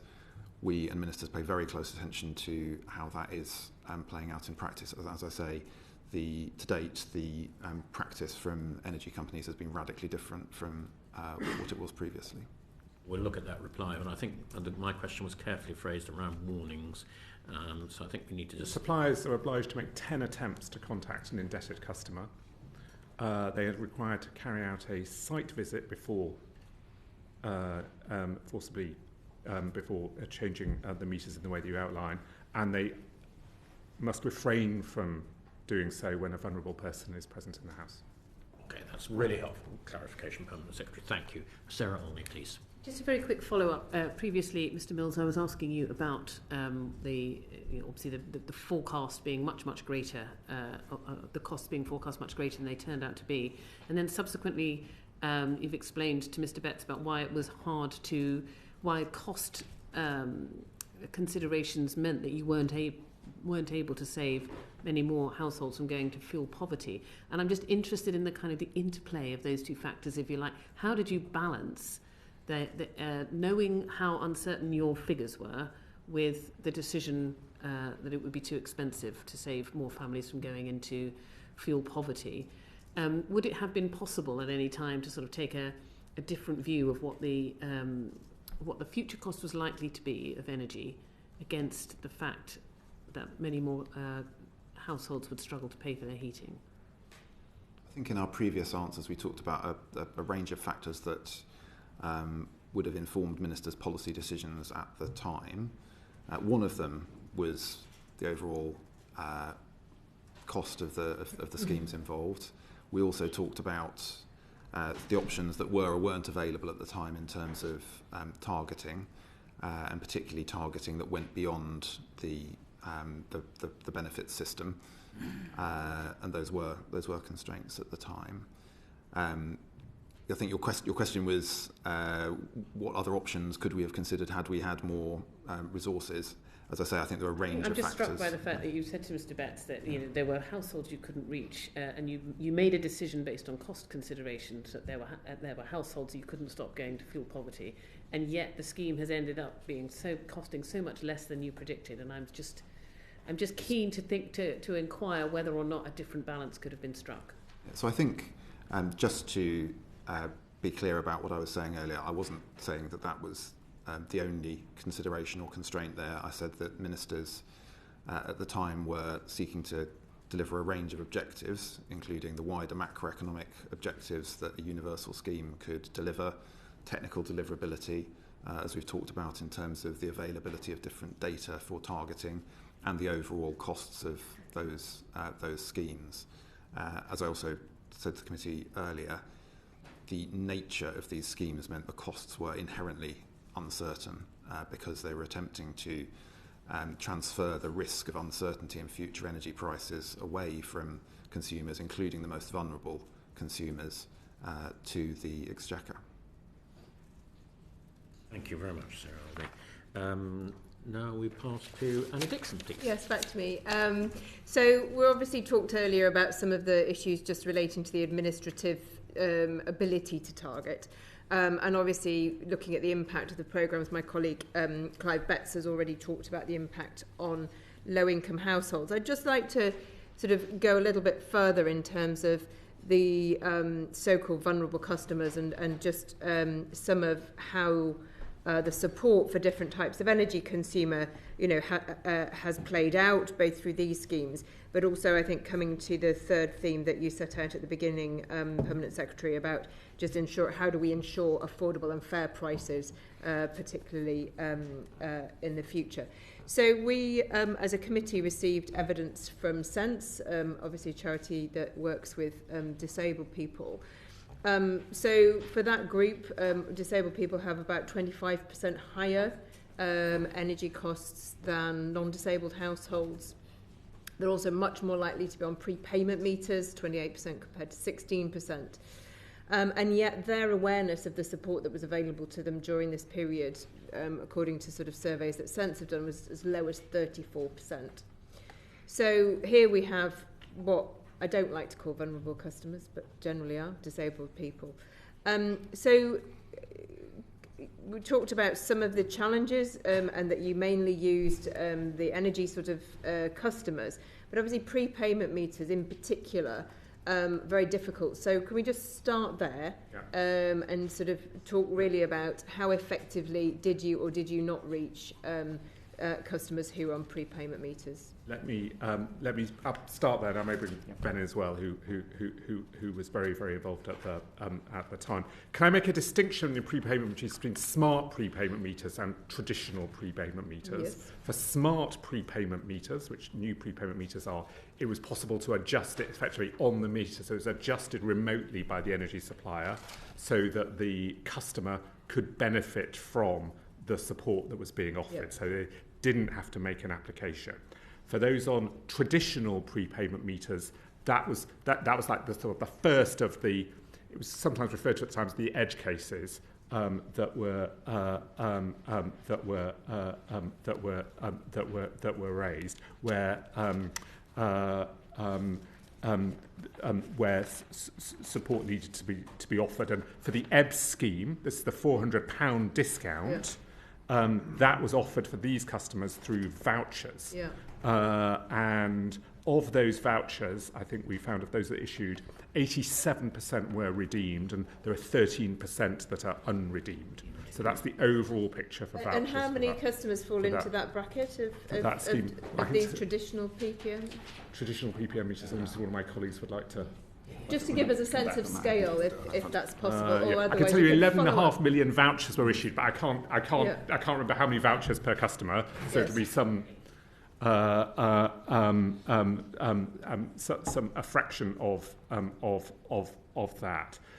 So that this is where the start of the sort of the challenges were. What did we do? I mean, there was a very significant effort made. I talked more than once to the committee at the time about it, about the marketing that we did, the engagement with local government, the engagement with a range of stakeholders, including those in the charities and the third sector, engagement actually with MPs as well. We provided constituency level data as well. And we tried at actually a time of great pressure but pace to make sure we were using as many channels as we possibly could to raise awareness. But I completely accept we didn't succeed, otherwise we'd have an even higher number, in getting as many as we would ideally have liked, although we did successfully have several successful campaigns. This is what the evaluation is going to look at in more detail. But I don't know if either of my colleagues want to correct anything I've said or add to it. But. Nothing to correct. I might just add an important distinction, I think, between... you raised two very important sets of issues. One is the prepayment meters, which impacts a range of customers. You also talked about disabled customers in particular. So on disability, I think one of the things that was very valuable was the way we designed the schemes. The energy price guarantee in particular is what we call a volumetric scheme, which meant that the higher your bills, the more energy you use, the more support you receive. And I think we were very, very conscious in that of disabled customers, consumers in particular, and those who might have, for instance, very high energy using medical equipment. Yes. That was also something we engaged with the Department of Health on to understand what data they had on those customers, whether they had channels to reach out as part of communications and marketing. But beyond that, I think it was very important we did use every channel we could for those who needed vouchers. For the vast majority of the scheme, potentially many disabled customers, they will have benefited through the automatic part of the scheme, that volumetric basis. Yeah, so just coming back to this, so I just want to make sure I've covered off the PPM in the prepayment meter, because obviously you're talking there about how many vouchers were redeemed, but obviously for this sort of scheme and into the future, just these are the most vulnerable customers. They are the hardest to reach, as you've described, particularly those on the traditional type of meter. So I was keen to know how many people were reached rather than just how many vouchers were sort of cashed in, as it were, because that would give us a better idea. And indeed, sort of what further insights you've learned about how to mitigate now, even now, because we still have high energy prices, the impact of high energy prices on the these customers, making sure they are not not turning on their heating or not using electricity and gas through this winter. So on the first issue, the number of traditional prepayment meter households, I can't get the answer during the hearing. I will write to you with the number, what proportion it is of the vouchers. Yes. So that is a very fair factual question we should provide to you. I'll see if one of my colleagues gets the answer. Then you're raising broader issues as well that I will come to. The first thing is there's been a renewed focus on differences between prepayment meters and those on, if you like, conventional metering as well. And one of the actions that we took following the crisis was to stop the practice where those on prepayment meters were being charged more than an Ofgem have intervened to stop that, to make sure that the supplement, if you like, that was being paid is no longer there. And that's an important change that has been made. We've talked about the action that's been taken about forced installation as well.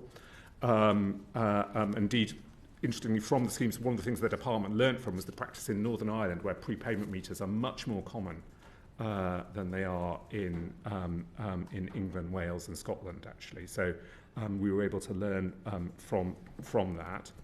What's the sort of then we're into sort of support that we're offering to different types of households, as it were, and that's something we're working on very closely. I mean, the biggest item of support that we have through the system is then probably the Warm Homes discount that we offer to certain groups of people, largely those on benefits, pension credit, or certain means-tested benefits in most cases, although there is some role as well for energy suppliers to manage applications.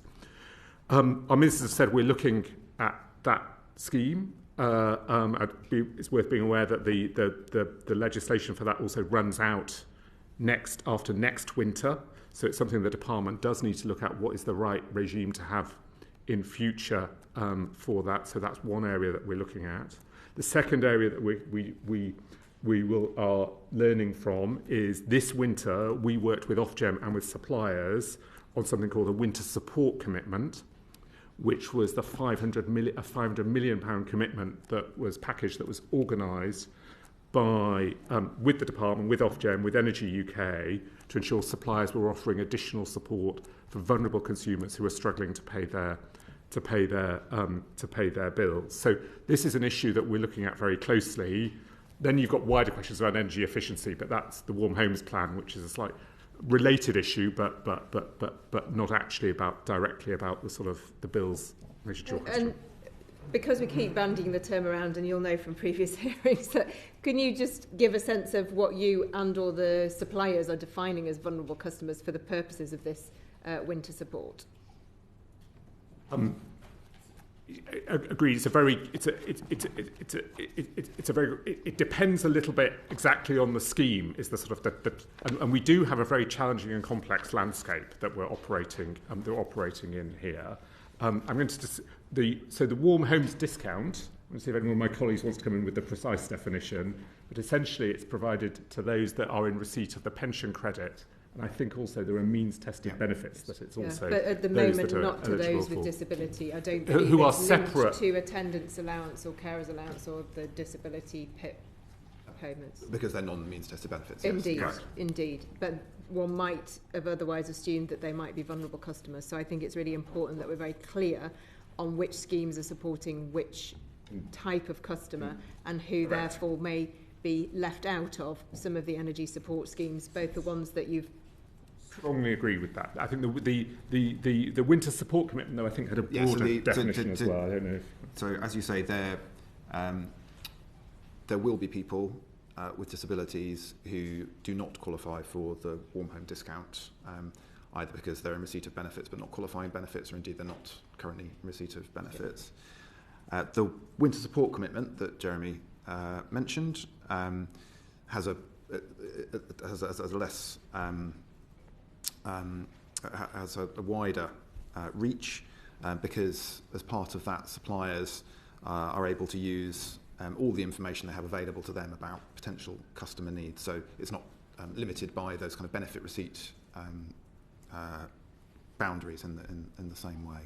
If I could just add one more point of detail around the warm home discount, and so it's we've discussed the sort of main qualifying things. There is an element of it called industry initiatives where a proportion of the warm home discount can be allocated more flexibly by suppliers, and they can propose schemes based on what they might know about a customer base and particular groups that need support. Okay, well, I'd be really keen to understand how the data that you talked about having been identified previously of high volumetric customers, say from the NHS, people with chronic conditions or conditions which mean they have to and are, higher energy users. That is true of disabled people. It is also true of some older people who may be housebound. And really, really important that as this winter support scheme, the lessons that you've learned about how you share data and identify those customers, and that they do get volumetric support because it is the volume that they're consuming that is critical. So I don't know if you want to say anything more on that. Otherwise, I will just move on to another aspect. The point is well understood, and I'm sure we want to consider any recommendations from the committee carefully. Okay. Thank you. Thank you. So the other sort of targeting was around sort of what you understood about the non-domestic sector. So I think I'll move on to that if that's all right, Chair, which is the other aspect here. So you said in answer to my colleague's question that actually at the start of this you probably knew least about the non-domestic sector. It was an area that you knew less about. I suppose what have you learnt and how are you using that data? particularly where we're looking at high energy intensive but potentially smaller businesses. I have a number of breweries in my constituency which would probably fall under that in terms of a sort of more small scale brewing but high energy intensive industries who certainly could have benefited greatly from energy support. So could you tell us a little bit more about that? Maybe start on this and perhaps colleagues would like to come in after that. So we, as we said, if you alluded to it, we absolutely had the least contact, if you like, with the non-domestic market relative to domestic. So we had less data in the department and we got a lot more through the operation of these schemes. It threw up a number of issues and complexities. One was simply the sheer variety of contracts and arrangements that hold the non-domestic market, particularly for smaller and medium-sized businesses. And if I draw out a couple of key learnings from that, I think one was the importance of the role of what's referred to as third-party intermediaries, so the people who broker or arrange those contracts for non-domestic suppliers. One of the things that we're looking at is review of that role and the need for regulation in that sector to ensure consistency of approach and fairness to the way that part of the market operates. I think another that came out of this partly was the access for small and medium-sized business in particular to the energy ombudsman, so where there were particular issues, where there might have been disputes with suppliers or indeed with intermediaries, and we've worked with Ofgem to expand access to that. So quite a lot of depth in this. I think the other thing we learned a great deal about was the operation of heat networks in particular within the non-domestic market, where we actually had a legal requirement for heat network registered owners to apply into the scheme. It was quite complex to engage them in the right way, and we've gained a lot from this, with that, which is that they are non-domestic contracts, but they impact domestic populations in many cases. So quite excuse my ignorance. Could you just explain for the committee what the heat network is? Apologies. Yeah, heat networks are arrangements. It's essentially where there's a heat generated in a single place, a boiler or combined heat and power plant, and then it's piped to properties through hot water or steam pipes under the streets. So they are an important part of the non-domestic market, but they also link in some cases into homes as well as to businesses. So that was a third on industrial estates. Or... Yeah, exactly. Okay, so sorry, just then obviously now you do have a better sense. How would you target support differently in the non-domestic sector in future? In particularly to make sure that those that are, again, higher energy, but perhaps more susceptible because they haven't got the buying power of some of the bigger non-domestic sector to get good deals. How are you supporting that? I've talked about some of the broad learnings. On the sort of the question of targeting in the non-domestic sector, I think that's a slightly different point. I might draw that out a little. So one of the challenges we had was, again, as with the domestic sector, the level of data on that allowed us to categorise non-domestic suppliers into particular groups. So we used industry codes to understand which sectors were particularly exposed to high energy costs, which are more energy intensive. There are limitations around that data in the way that it groups different sets of customers. So I think there's quite a lot we would want to learn and work through in just building off the data we've got and being and understanding the different exposure that different parts of the sector had, and working about how in a future scheme we might be able to target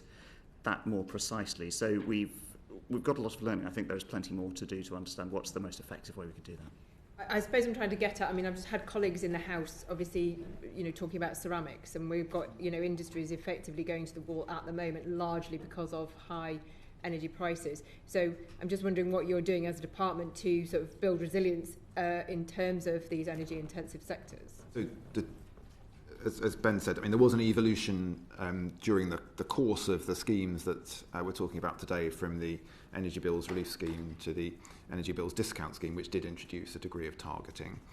But I think you're also raising a sort of wider issue of the long-term, outside a crisis situation, sort of long-term trajectory and how that's being used. Of energy prices. That's what I'm asking. And I think there's an overall objective which is critical to the clean energy mission, to try to get us onto a better footing for the cost of our electricity system overall through the transition to clean power.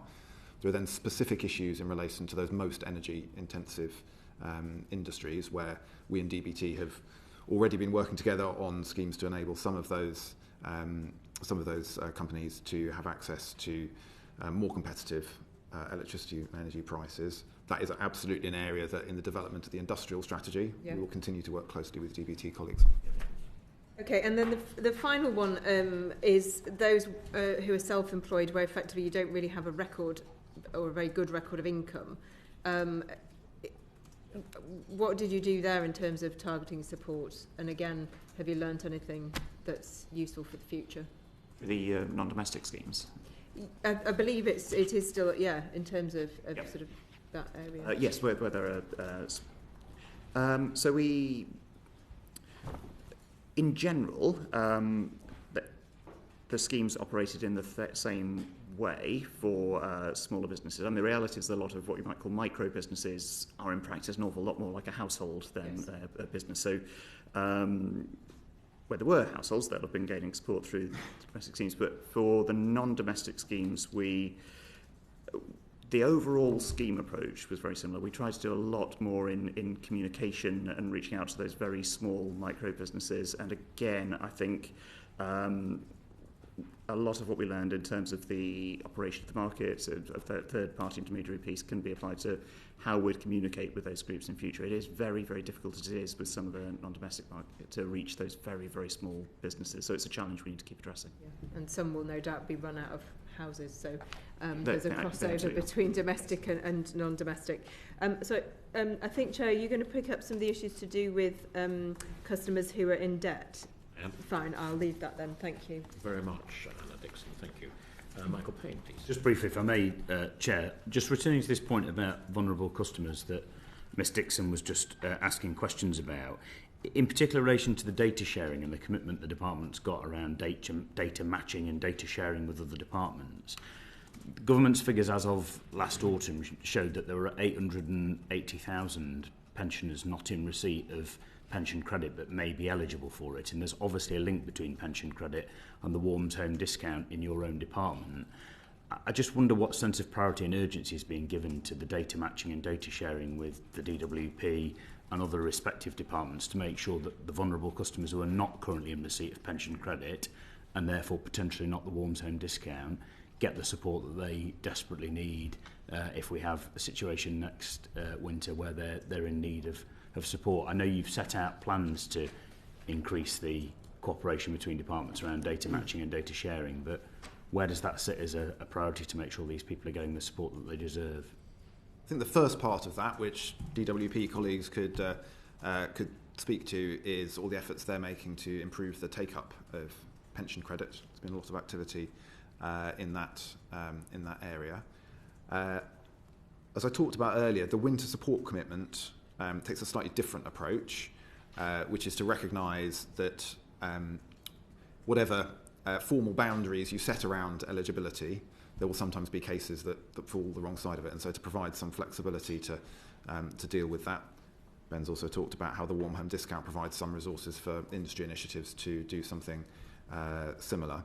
And you saw during the wider suite of responses to COVID and the energy crisis initiatives like the Household Support Fund that provided local authorities with that flexibility. And I think one of the lessons that we have taken from setting up these schemes is that, as well as if you like your cross-cutting interventions, you need to have some flexibility at the margins to deal with cases that don't immediately fall the right side of the boundary.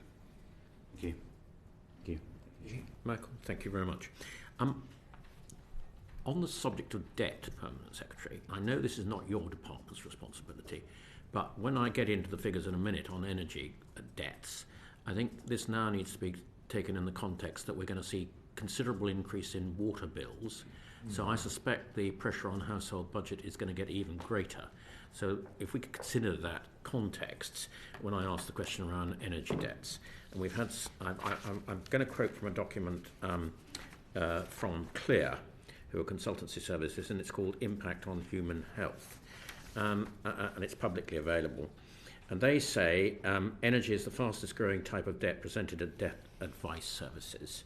And they say that debt increased between 22.3 and 23.4. The value of energy debts rose by a staggering 33%. So this is really becoming a very serious problem.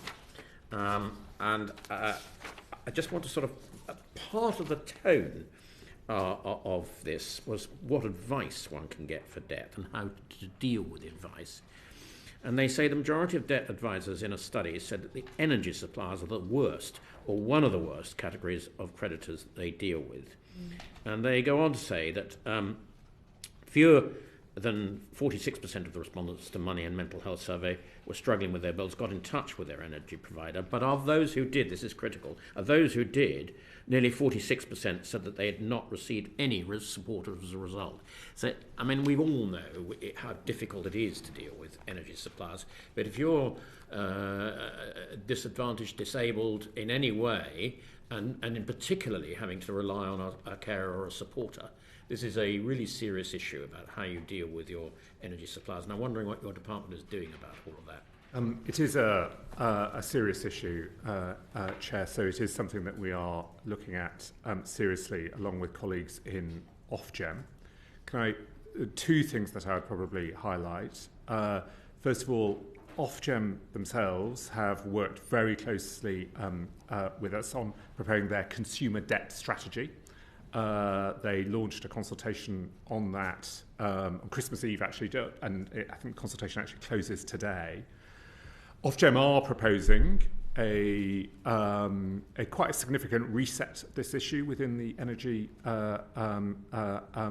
energy system, given that levels of debt. I think the NEA report is, I think it refers to it about, I think it's 3.7 billion. I think is mentioned in the is the total level of debt in the report. So it is something that will need to be addressed, and there will need to be this element of relief, but ultimately that will need to be funded within the system. So that's quite an important consultation that Ofgem have had, and they lead this issue, but we obviously will work closely with them on that. The second thing is that the department continues to look at this and is exploring options as to what else can and should be done, including on this issue of support and advice that is offered. Obviously, correct that in the first instance, because customers should contact their energy supplier, we need a regulatory regime that supports, that requires suppliers to offer good, accurate and helpful advice, and that is something the department is expecting of Ofgem. We're also working with others.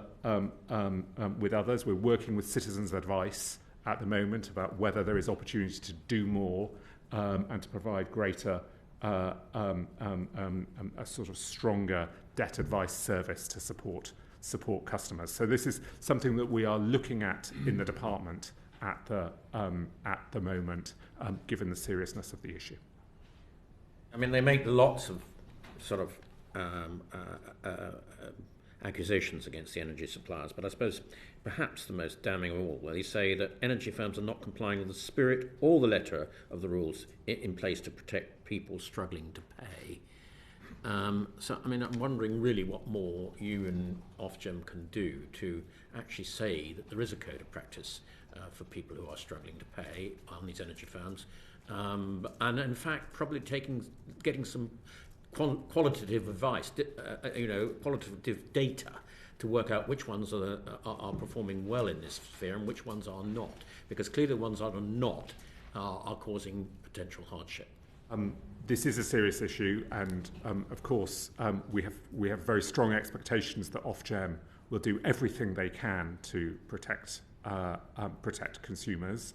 I think the Ofgem recognise the need to do more and to have a different approach. That's why they're consulting on the debt strategy that I have outlined.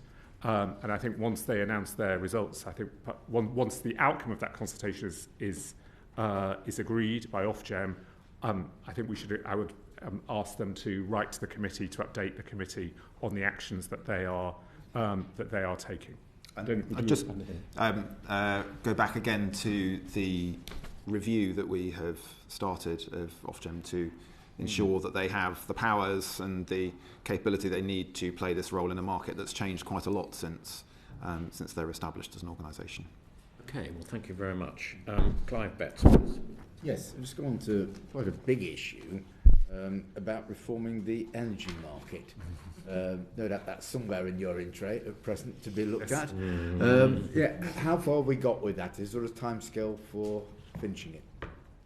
So this is the review of energy market arrangements. I think Jonathan is the DG who oversees that. So I will invite Jonathan to talk at length about the technical complexities of locational marginal pricing. So, as you say, we've launched the review of electricity market arrangements. That has gone from considering a very wide range of issues to really narrow down on a set of key decisions that we think are important for shaping the market of the future. It's worth saying that we've seen significant reform of the electricity market over the last decade, including the introduction of contracts for difference and the capacity market. The area that the REMA has increasingly focused on is this question of locational pricing, so whether the wholesale price of electricity should be more related to supply and demand conditions in particular areas of the country rather than nationally. We have published on this before Christmas. We have in fairly widespread public debate around this. We have committed previously to setting out our proposals later this year. That continues to be our timescale. Right. I think, you go out to members of the public who are not aware of all the complications of energy pricing. What they often say is, look, we hear all these stories, all this information about wind farms and solar panels, and it's all supposed to be cheaper, but my bills still go up. So why isn't there a link between cheaper renewables and the price of electricity I pay? Absolutely, and that goes to the heart of the clean energy mission that we have got. So, as sort of the core of what we're talking about today is the impact that very large increases in gas prices had on electricity and gas bills, but also electricity bills for consumers and businesses in the UK. And the mission to get to clean power by 2030 is about getting away from that dependence. There are a number of elements to that.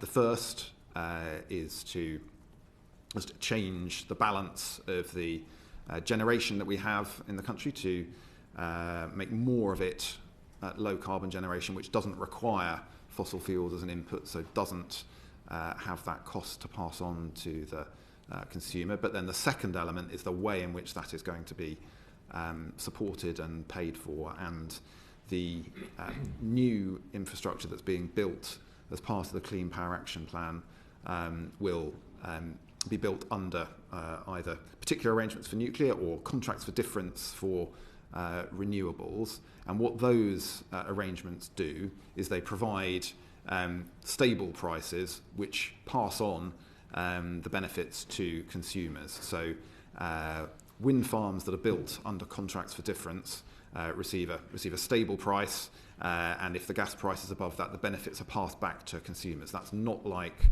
the sort of previous generation of renewables that were built under what's called the renewables obligation, where they were more exposed to the gas price, and so therefore it wasn't passed on to consumers in the same way. So the key thing is by 2030 we'll have more of that sort of generation, and it will be built under these arrangements that pass the benefits back to consumers. So the link between gas prices and renewables going forward for the new generation, it isn't going to be there, but can you do anything to decouple it for previous arrangements made with wind farms that have been built? That will happen over time as those arrangements come to an end, as, for example, older wind farms are replaced by new wind farms that seek support under these new arrangements. And the law of the numbers here, the acceleration that we're seeing in build towards 2030 means that by 2030 the vast majority of the low carbon generation, of the renewable generation in operation, will be operating under these new arrangements. So people listening can hear their energy bills are going to come down. So what we will be doing is we will be protecting people from those price spikes, and the advice that we've had from the National Energy System Operator is that doing that will provide us with scope for bills to go down in future. we will be working to make sure that we are driving, not just that we're driving that change, but we're doing so in the lowest cost way possible, so that when we are auctioning for new contracts for renewable generation, that we've got the maximum amount of competition in those auctions to create competitive pressure on those building, and that we will be doing so with the cheapest technologies that we can. So you will have seen, for example, the government change the policy around onshore wind to enable one of the cheapest forms of renewable generation to be built out again. And Great British Energy, what role is that going to play in getting energy bills down? So Great British Energy is being established in Aberdeen. It is being established to help drive progress towards that 2030 mission and to provide part of our framework for the future. We will be saying more about its exact investment mandate and priorities, and we're working with the Treasury on resourcing as part of the spending review and how the profile of that spending will pan out. So what's it going to do that you as a department can't do? Having a government-owned energy company will provide us with a different sort of expertise, a different ability to deploy money into the market, to de-risk projects, to enable things to get developed faster, to unlock technologies like floating offshore wind that could play a critical role in the future, and to go into bits of the market and drive progress that wouldn't happen by themselves, but a government department is not best placed to drive in terms of our expertise or the resources we have available. You're saying there'll be more details about how it's going to operate absolutely. Coming out. Absolutely. When's the time scale for that? Do we know? So we will be seeing the first projects being resourced in the next financial year. We set out plans for that in the last spending review, and I'd expect more detail on their investment framework to be coming forward in that time frame as well. Thank you. In all of these conversations, we always talk about low carbon and renewables, but we don't talk about nuclear in that mix. And going back to my question at the beginning about stability of the grid, I would have thought nuclear would play a very important part in that. So could one of you just outline the announcement today on relaxation of planning permission for nuclear, and could you say something about what part you expect to play nuclear in terms of our total generation going forward? Nuclear is a very important low-carbon form of generation. It is included when we are talking about low-carbon forms of generation. It plays a strong strategic role on the energy system. That is because, first of all, it doesn't rely on fossil fuels. It doesn't rely on the gas markets, obviously. It also provides a lot of energy density, which means that although each plant is difficult to build, it provides a lot of guaranteed, very high level of confidence around the generation from each individual nuclear power station. So there are a lot of benefits that come from that for the energy system. Obviously, for Clean Power 2030, given the timescales involved, we're talking mainly about the existing plant and questions around exactly the life of the sort of remaining nuclear plants in this country. That's a matter for the safety regulator and for EDF. We're very pleased that some life extensions have been made. Obviously, working EDF's project, but we were closely liaising with EDF on the delivery of their project at Hinkley as well, around that will be completed on that around that time scale. There's then a question about what comes next. Very focused on Sizewell, where we have sensitive, a sort of a commercial process underway on the investment on Sizewell, and on small modular reactors. Great British Nuclear are making good progress with their technology selection process that will conclude in the spring. Today we've announced the further steps on the national policy statement for nuclear that will, in essence, make it possible to provide more sites for nuclear power stations, particularly small modular reactors through that statement, and to simplify that process, both for small modular reactors and perhaps for advanced modular reactors as well, in due course. And it will build on this sort of the existing system that we have, which is very much around specific sites. But this will provide a more flexible and a simpler system as well, but one that still has safety at its heart, of course. Why is it taking so long to get these small nuclear reactors, modular reactors, up and going? Is it to do with regulation? Is it to do with investment? Is it to do with technology? I mean, it's on the face of it, it seems as though it ought to be a fairly... After all our submarines are powered by nuclear reactors. Why is it so difficult? So there isn't as yet anywhere in the world an operating small modular reactor. There is construction underway in projects in North America. So we're essentially building we've established Great British Nuclear to lead this on behalf of the department. This is a new technology that has potentially significantly both energy benefits, but also industrial strategy benefits potentially as well. But obviously we need to run that competition, that procurement process in a completely appropriate way. Thank you very much. Clive Best. Just on small modular reactors, I came with some potential investors to see ministers and officials nearly 2 years ago now about small modular reactors. Weren't asking for government money, probably some bit of marginal support about development. £6 billion of investment on offer. It's still sat there. Meanwhile, the Poles and the Czechs are moving ahead. They've chosen their technologies. It's taken an awful long time, hasn't it, to make a choice about technology. You said it moving at pace. The pace doesn't seem to be very quick. Great British Nuclear are working incredibly hard. They're in the they're now in the closing stages of the technology selection process. It's important that it's a robust process, given that, as I say, there is not an operating small modular reactor anywhere at the moment. There's some now under construction, but having a rigorous process will give us confidence to move to the next stage. It is obviously very welcome that there's increasing investor interest, and actually the investor interest has also continued to increase as well in this area. One very quick follow-up, parallel issue. Are we going to ensure, unlike the offshore wind farms, that when we build these small modular reactors, a very high percentage of the content is actually UK produced? Obviously a very important issue. That is something that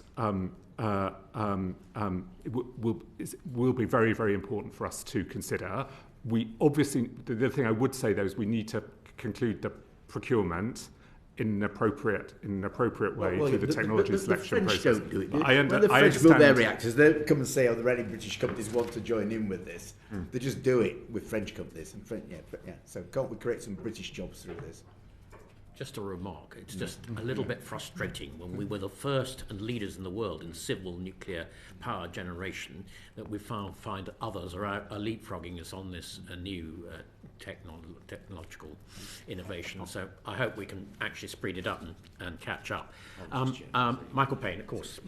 Chair, Permanent Secretary, you've mentioned the clean energy mission of the government, I think, a couple of times throughout today's session alongside your colleagues. As energy bills continue to rise, many of our constituents here and constituents of members across the House are asking about what makes up the total cost of their energy bill. Ofgem published a table on the 22nd of November last year which made clear that 11% of people's energy bill is made up of government, social and environmental policies, or otherwise known as, I think, environmental levies or government levies. I just wondered, by how much do you expect the cost of environmental levies to increase, given the investments required in decarbonising power? So the way that energy bills are made up, and electricity bills are made up in the future, is going to change. That is because of the changes in the sort of generation that we've talked about earlier, particularly the increasing use of renewable and indeed nuclear generation, which have a very low marginal cost of generation. Once they're built, it doesn't cost them very much at all, if anything, to generate additional electricity. That means that we expect the underlying wholesale price of electricity to come down quite significantly by 2030.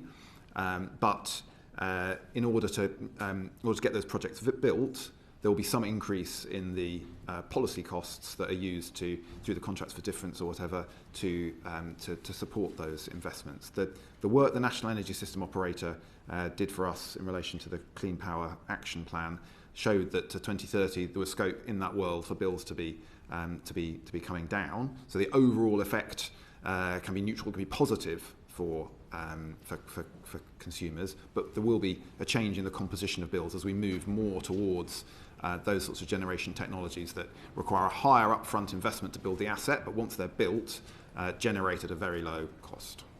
Just if I may press on this point, Mr. Mills, you anticipate seeing in the near future the 43% of people's energy bills which is aligned to buying energy costs, the wholesale costs which you reference, declining, and the 11% government social and environmental policies, which 11% of their bill increasing. Am I understanding you clearly? If you look at the analysis that the National Energy System Operator did of the position in 2030, they show that trend. They show that the wholesale price will be making up a smaller proportion of bills, but that that will be to some extent balanced by the increased support costs there. That is exactly part of what we've talked about, of decoupling people's electricity bills from fossil fuel prices. It makes them more stable and it makes them less exposed to those international risks. I should just caveat, what is going to happen in any particular year until then is very dependent on gas prices. So what is going to happen next year, the year after,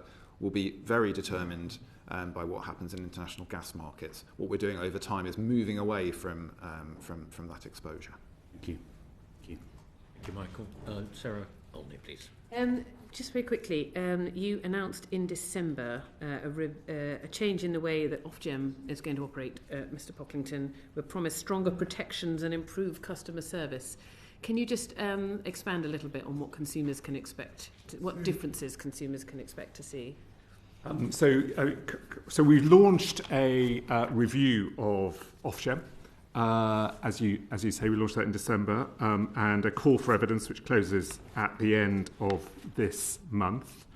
What we're doing is we're seeking evidence on the kind of regulator Ofgem needs to be to meet the future challenges that we've been talking about today with the energy systems and protect consumers. So we want to make sure that Ofgem is fit for the future in a world of a more flexible energy system, one that involves EVs, one that involves heat pumps, and other forms that we've talked about today, such as heat networks. Now, we're